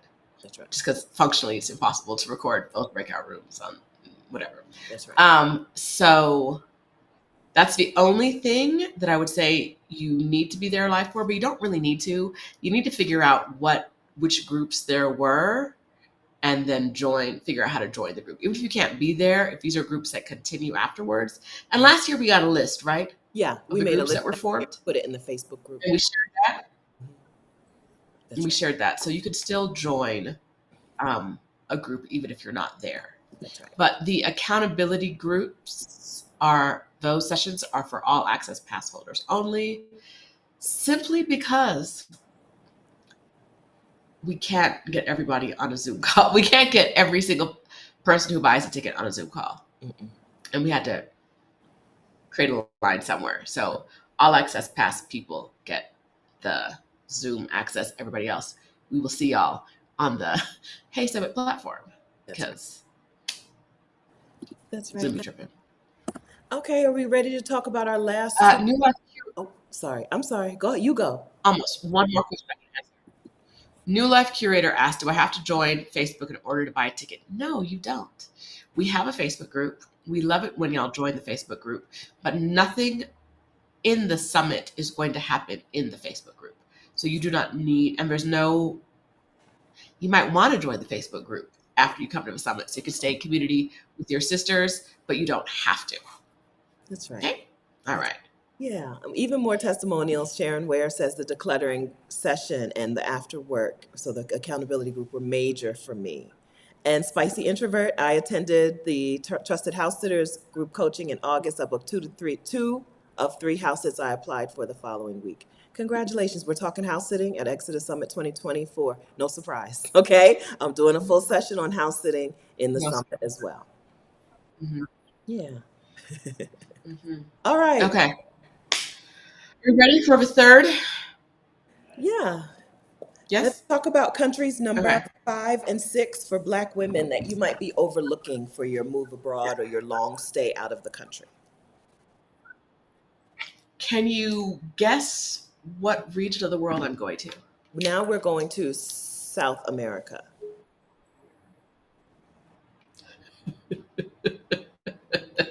Yeah, this is why I hate Stephanie. She's so ridiculous. South Africa? I said South That's what you America. said? Open your ears. I said South South America. America. Okay, I heard no, that was a delay. Uh, That was a delay. okay. Yeah. It's chopping you up every once in a while. Okay. No, I'm not. I skipped South America. Mm-hmm. I almost put a country. I almost put Chile on my list, but I skipped it. Okay. I'm going to Africa. Okay. I'm going to Africa, and my country is Kenya. Oh. My country is Kenya. Okay, but this is one I need some help with because I haven't been to Kenya yet. But in my mind, it's beautiful. It's beautiful. The beach areas. We talked about the beach areas. I want to go to the beach areas. Wow. I want to go out there and hang out and have a great time in the beach areas of Kenya. There is a 5-year visa. I'm going to tell you right now that Kenya's immigration services don't make it exactly clear everything you need to do to get the visa. It's like fill out this application. Like, well, what? Okay. Anyway, um, and so I I have heard great things about Kenya. I would love anybody in the comments to tell us if they have great things about Kenya. But I feel like Kenya's a place that it's not going to be that easy to get there, right? It's not impossible, right? But it's like other places, the further you get from Europe or America, sometimes the harder it is to actually get there.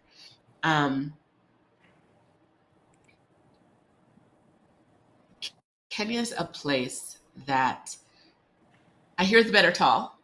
I Mhm. don't know, but I Yeah. hear the men are tall. Yeah. Um, right. Uh, it is reasonably easy to maneuver around, and you don't, especially if you're in a place that already has some tourism. It may be really easy to find the things that you're used to. So, Good. Awkward Black Nomad says somebody said my husband might be in Kenya. Sorry, y'all, I can't breathe now. That's the runners, right? They're runners. They run. Yeah, the marathon runners. Yeah, yeah, yeah. Okay, good. Kenya. So I'm surprised. I thought you were going to say Rwanda, so I didn't put Rwanda on my list because I thought that's where you're going to say. Kenya, Rwanda are very close to each other, East Africa, and they're both places that when Black women go, they love it there, and like to move there. Yeah.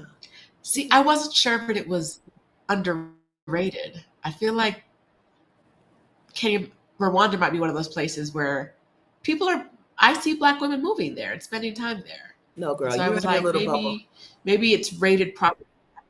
No. Okay, No. I remember bubble about that. Okay, add Rwanda to your list. Okay. It's 7. It's now 7 countries. Thank you. Kenya and Rwanda. Okay. Yes. Yeah. Yeah, yeah. Okay, so Yes. they both have a nice long-term stay visa. Rwanda has a multi-entry long-term visa, something, right? Rwanda Mhm. encourages you to even come and start a 10 years. business, even if you don't want. Listen, don't start a business. Go relax, okay? But if you do, Rwanda is a country where a foreigner can go in on a visa. Um, yeah, I'm all for it. We love beaches. So, hmm Hmm. I think it's a good choice. Sabbatical life is acting up in the comments today. I see you, sister. Teresa. She just wants the people. She wanted to let the people know. Okay. Oh, your mom. Hello, Herman Dow. I did not go to the beach in Kenya, but it's beautiful. People are friendly. I got a marriage proposal to be a second wife. Okay. All right. Hello, Herman Dow. Y'all want to date abroad? This is what it is, right? Like, hello. All right. I'm on the Right. street. Yes. You Okay. want to be outside. That's what outside is looking like. Hmm. Oh. Adrienne says she keeps getting Mhm. Kigali, Rwanda. I know. Okay, so we're going to treat Kenya and Rwanda as a place, okay, for the sake of this conversation, because there's some similarities here, okay. There are places that Black women love to go. There are places that have reputations for being welcoming. They have a good, easy visa process or an Mhm. understandable visa process. People like Rwanda because it is women led. I think the women are empowered in Rwanda. That's my understanding, right? And yeah, places that people love, East Africa, and places where you can be a little artsy. The women that I know who have moved to Rwanda, they're a little artsy, a little, you know, hippie, kind of hippie like hippie women. Rwanda's a nice place for the hippies. Yeah. So I see people talk about Senegal. I thought about Senegal, but I tell you that Atlantic Ocean tried to kill me the last time I was there. But over on the other side, that's different water. Uh-huh. That's different water. Mm-mm. Mm-mm. Mm-mm. You got to. Love, love, love, love being on the Indian Ocean. Yes, yes, yes, indeed. The Indian. Love it. Love it. The Atlantic is a miserable mother trucker compared to the Indian Ocean. Yeah, I And agree. that's why we're talking about Kenya today, not Senegal. Simply the ocean. Hmm. Oh, Tiana, headed to Mm-hmm. Rwanda in October. I took the Mm. quiz. I hear it's so clean and friendly. I'd love to visit Kenya while I'm there, but I think Rwanda is my next home. Beautiful. Yeah, the women, the hippie women, right? Okay. They love it there. They love it there. Yeah, good, good. I think you're talking, Mm-hmm. oh, you may be talking to someone soon on your channel who spent a good amount of time there. Aisha. In Rwanda, in where? Rwanda, Okay. Aisha. Uh-huh. Yes. Okay. Rashida has, so Maybe. subscribe to Rashida's YouTube channel, which is Roshida, HTTPS, youtube.com/at Roshida, because she may have a video coming up soon, who's younger than us even, who spent a lot of time in Rwanda. Okay, I'm gonna move on to my last one then, okay? Go for it. Okay. All right. My last country is in South America, and my last country that I think we're overlooking is Colombia. I think Colombia might be a really good choice for a lot of people. Panama is already getting the shine, so Panama didn't need any extra incentive, any extra shine. I think Colombia is another good choice. However, Colombia has a 2-year digital nomad visa.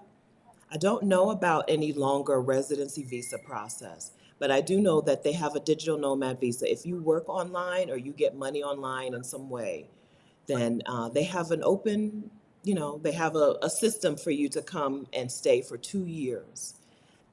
Normally, when you hear of digital nomad visas, they're not really tied into long term residency. So I don't know if that digital nomad visa can be parlayed into a regular residency visa, but I don't know that it can't be. Okay, what I'm saying is I don't know. Okay, I haven't been to Colombia. It's on my list that I haven't. But people like it. Rashida likes it. People like it. When I think of Colombia, I think of a variety. You can get a variety. So you can be on the beach sweating. Mhm. You can be in the mountains chilling with sweaters, right? I looked Mhm. up Bogota not too long ago because I was like, maybe I want to take a trip to Bogota. And they were like, bring a heavy jacket. Okay. You can be, and this same time that Cartagena was hot on fire, right? So you can get some variety in Colombia. I've not heard good things about the food, I will say. I've not heard good things about the food, but you can make it work. I think that Colombia, though, if you want to be I with okay, so people, you might like it.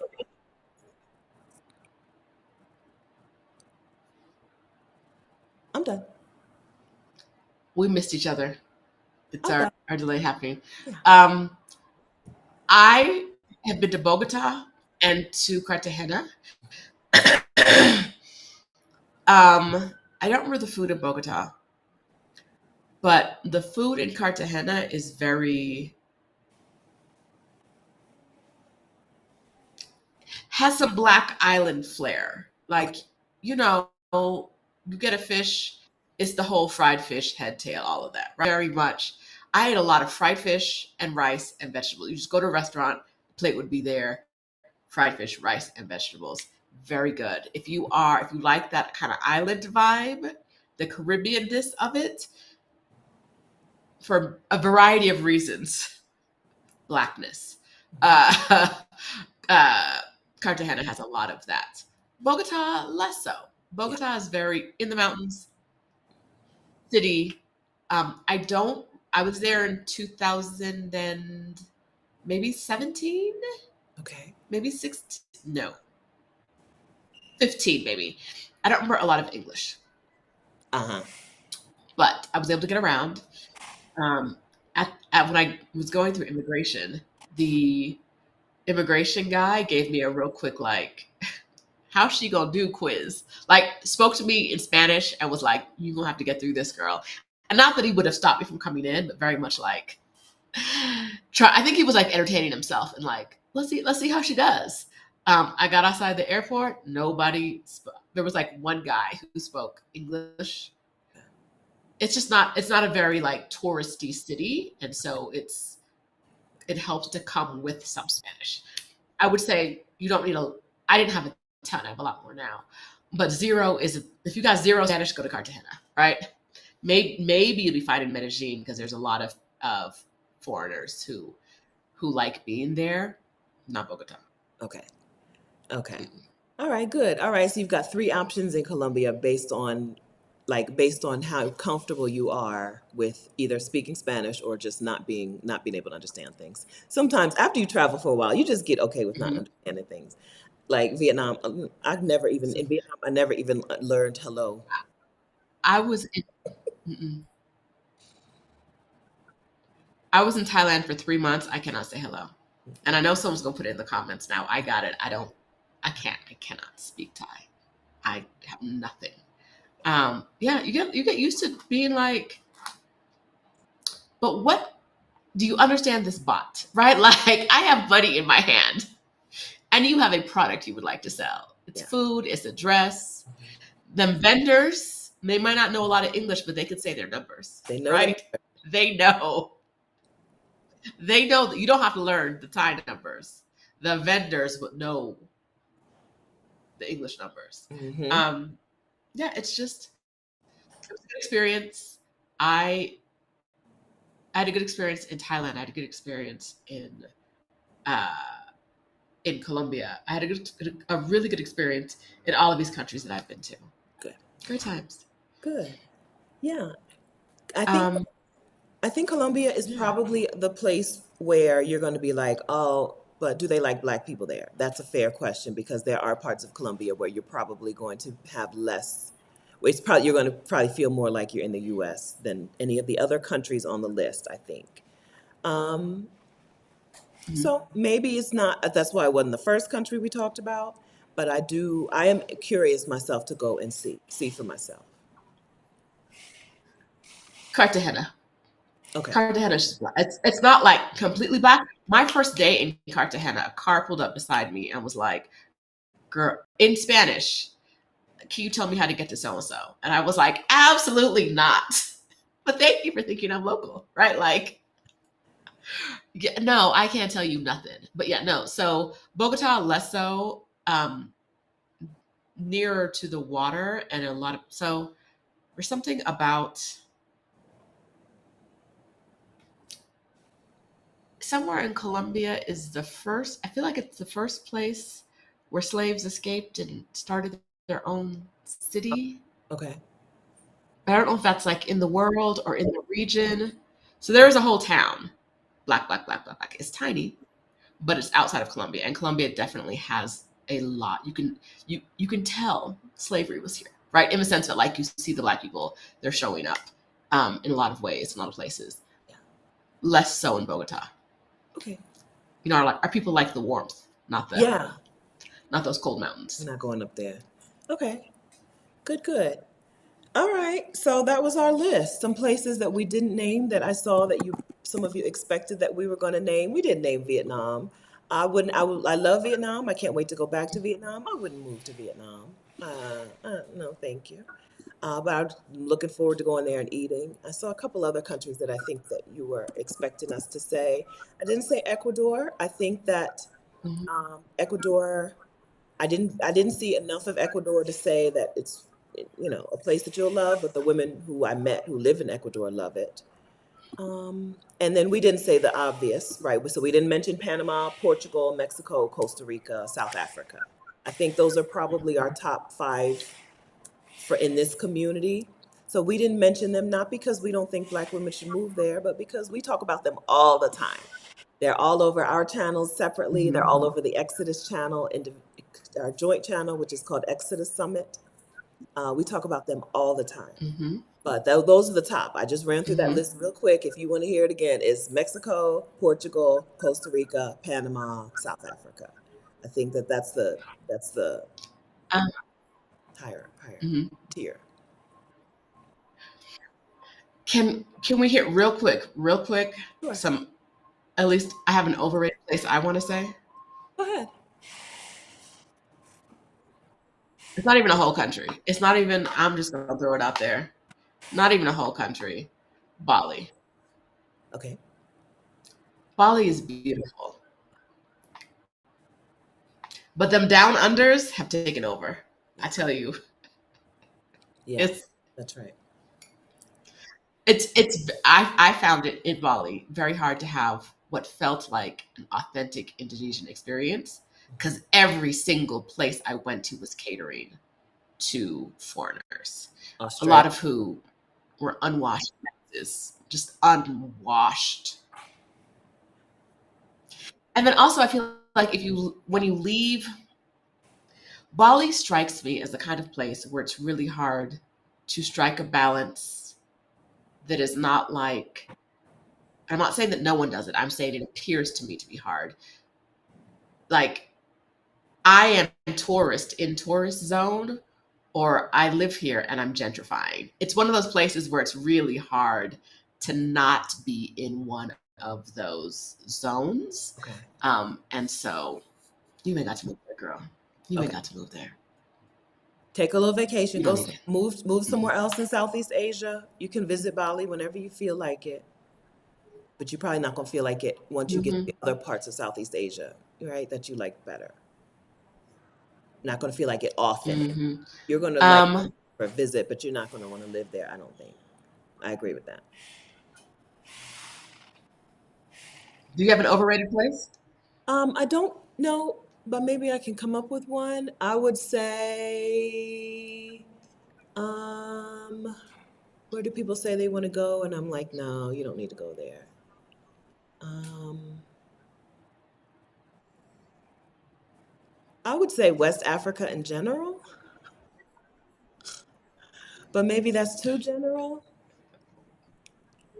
I think It might be too general. if you want peace and ease, if you want ease, if okay, if you want to go to a place and start a farm and build a house and do the hard stuff, sure, go to East Africa, go to West Africa, go to Ghana, go to Nigeria. I don't know. Mhm. But if you want peace and ease and you want to get spa services and you want to go to the beach or the pool or the mountains or the whatever, I think there are easier choices than West Africa. I think go to the Caribbean, right? Mm-hmm. If you want peace and ease, Mm-hmm. you probably are not going to find that life at a good price point anyway in West Africa. You can get all the ease you want in West Africa, but it's going to cost you trillions of dollars, okay? And it sounds strange, but West Africa is going to be more expensive for that lifestyle than the Caribbean, especially the countries that we talked about already today. I feel like West Africa is going to be overrated, but you got to live your life and you decide. I know that women who move there looking for peace and ease leave there. Mm-hmm. I think what strikes me about that area is a lot of people go hoping for that welcome home experience, Mm. and that's not what they get. Right? They don't. That's not what they get. No. And so I think if you go, like, if you have a reason to be there, but isn't, I think this is my home, right? If you're like, I love a little bit of chaos, right? I know it's going to be hard to travel around. Like, if you understand what to expect, you might enjoy it. But I think a lot of people that leave are people who are like, when I go to Africa, when I go to Nigeria, I will finally feel like I'm amongst my people. And but you're not being treated like you're amongst your people. So, No. right?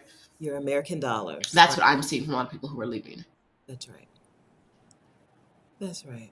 Yeah. So, so still go to Bali, right? But I think that Bali experience, we talked about this not too long ago where I talked about here are some dupes, here's some duplicates for here's what you want. Here's some other places you Mhm. can get what you want. I did a video on that not too long ago. That Bali feeling is overrun. Those Australians are there. They're all over. They got money, and they've taken over. But you can get that Bali feeling in other parts of Indonesia, probably. And you can get that Bali feeling in other places in Southeast Asia. Still go. Don't let us tell you not to go somewhere, right? Danny says, I'm going to Nigeria, right? Still Mm-mm. go, but Yeah, go for it. know that if you get there and you're like, oh, this wasn't what I was looking for, this is what I was isn't what I thought I was going to get, there's probably another place in Southeast Asia where you can get that. If you go to West Africa and you're like, oh, this isn't really what I was, there's another place, either East Africa or in the Caribbean or Southern Africa, where you can get that feeling, I think. And we're not saying don't go there. We're saying Overrated. it might be a harder place to, or it might not be a place you want to live, right? We're talking about places you could move to, right? That's right. We're gonna say no, go visit, go check it out. Yeah. And report back. Yeah. Let us know. Let us know what we're wrong about. Let Hmm. us know. Yeah. Yeah, so Brown D is Brown Girls Invest too. Welcome home in South Africa, but I don't think any of the continent would work for me. I did feel welcomed in South Africa in a warm and sincere way. I really did, and I really felt like people in South Africa wanted me to love it there, right? Wanted me to enjoy their country. Hmm. I did feel that. I didn't feel like, oh, I'm home. For one, I'm a head taller than every black person in South Africa, right? It's clear that my people are not from there. Wherever my people are from is not South Africa, right? And they made it clear too. Like, what is this? Where are you from? how does this come to be? Why you don't speak Zulu, right? That's what you don't speak Zulu. So if you're looking for that, it's okay to look for that. But understand that you may find that in East Africa, you may find that in the Caribbean, you may find that in Fiji, right? You may find that somewhere else. It may not necessarily be in West Africa, where you may be a dollar, right? A dollar sign to people. Maybe. Okay. But the people, Sandra says, people in Bali, I love the Balinese people. Don't need to spend more than 2 weeks there. Yeah, I would look, if I was going to Bali, I would look for the lowest season, the quietest season. When is the worst time to go to Bali? According to the internet, that's when I would go, right? When do people not want to be there? And that's when I would go. When are the Australians not there? Yes, Because, and I don't even dislike them. I am not a person on this video who dislikes the Australians, I am. but it was still too many of them. Why are y'all all here? Why? Why? If I'm in Bali, how come every time I turn around, I'm seeing a white person? Every single I can't.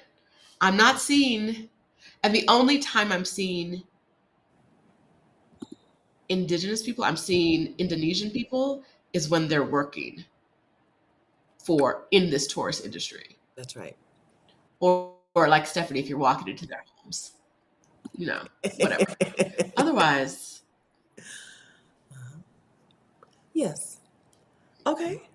So we've okay, given, they want a recap of the list. yeah. Okay. Oh, you first. You're the guest. Beauty before age. My first place,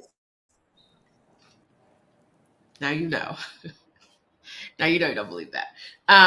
The my first thing on my list was Belize, Because, the islands, not the city. okay, Yes. Oh, because um, gorgeous lobster, nice people.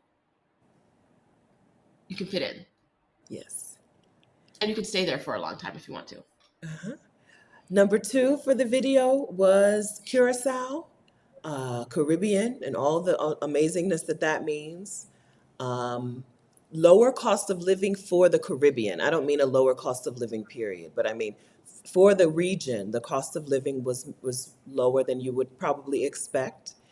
In an expensive place, it's a least expensive place, right? And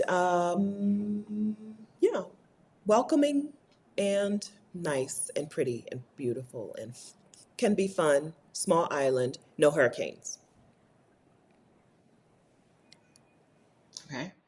I next on my list was Malaysia because you get the Asia, and it is another place you can stay for a long time. It has good food, good people, solid. Um, you'll generally be and feel safe, and good vibes. Good vibes. I have been to Kuala Lumpur. I haven't been to the rest of the country. Same though, same. This is my Kuala Lumpur. Yeah. Yes. Okay, and then next I said number four on the list was Thailand.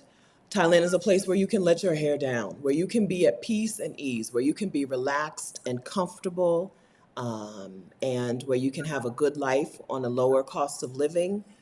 Thailand is a total package. If you're okay with being that far away from the United States, Thailand is a must do, a must visit at least. It's a wonderful, wonderful place which you'll love. You get a variety of stuff. You can do the beaches, you can do this big city, you can do the medium-sized cities, the small towns, the old towns. Thailand is a wonderful place for Black women.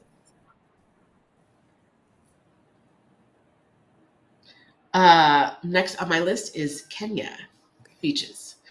Uh, Good times, good food, tall men, and the vibes. Kenya and Rwanda. We added Rwanda. um, Great region to be in. You can stay for a long time, and people have really good experiences over there. And then the final place we talked about was Colombia. Colombia is another place where you can get a variety of like environments. You can be up in the mountains, you can be down on the beach, you can be in a big city. Um, Colombia is accessible, like they have a 2-year digital nomad visa, and I'm sure they have a good retirement or pensionado visa as well. I didn't do my research, but I'm sure they do. So they're good options to get yourself in the door in Colombia, and it's a place that people love.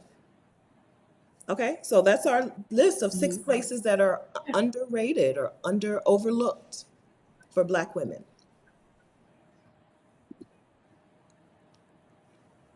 How do we do? I think we did it. Okay, all right, friends. So a couple of things we want to remind you of. We want to remind you of the which country should I move to quiz. Go ahead and take the quiz. Let the quiz guide you. Let the quiz questions be a guide for you in your search of which country you should move to. We think that Black women in the United States should leave the United States for a long time or for a little while. And we think you should experience what it's like to have the peace and ease that you can have abroad. We get that in our lives and we want to share it. So go ahead and take the quiz and let the quiz be a starting point for your research. And speaking of starting points, Exodus Summit 2024 is October 11th through 14th. All the sessions are online. That's really soon. It's sooner than you think it is, okay? The sessions are online and the speakers are coming in to say, okay, here's the thing you think is a reason you can't move abroad or why you shouldn't wait, put your move abroad off for 5 years or 10 years or 15 years. Okay. Now let's work it up or let's work out a plan to actually make this move abroad a Hmm. real possibility for you, a real reality for you. The speakers come in. This is our 5th year hosting Exodus Summit. Rashida and I put effort into this summit because we know what it gives out. We know what it gives back. What we put in some effort into the summit, and what we get out at the end is Black women and their families somewhere else in the world where they're living better, where they have a better lifestyle, a better, yeah, lifestyle, because of what the speakers teach them inside of Exodus Summit.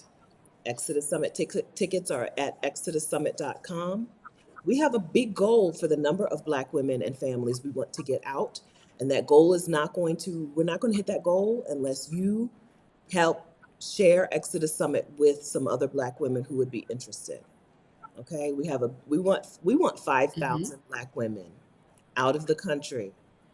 We're sped up. We want their timeline sped up according because of Exodus Summit 2024. We want Exodus Summit 2024 to get 5,000 Black women and their families out of the United States for a long time or for however amount of time they say, however many amount of time they decide, whatever you call a move abroad.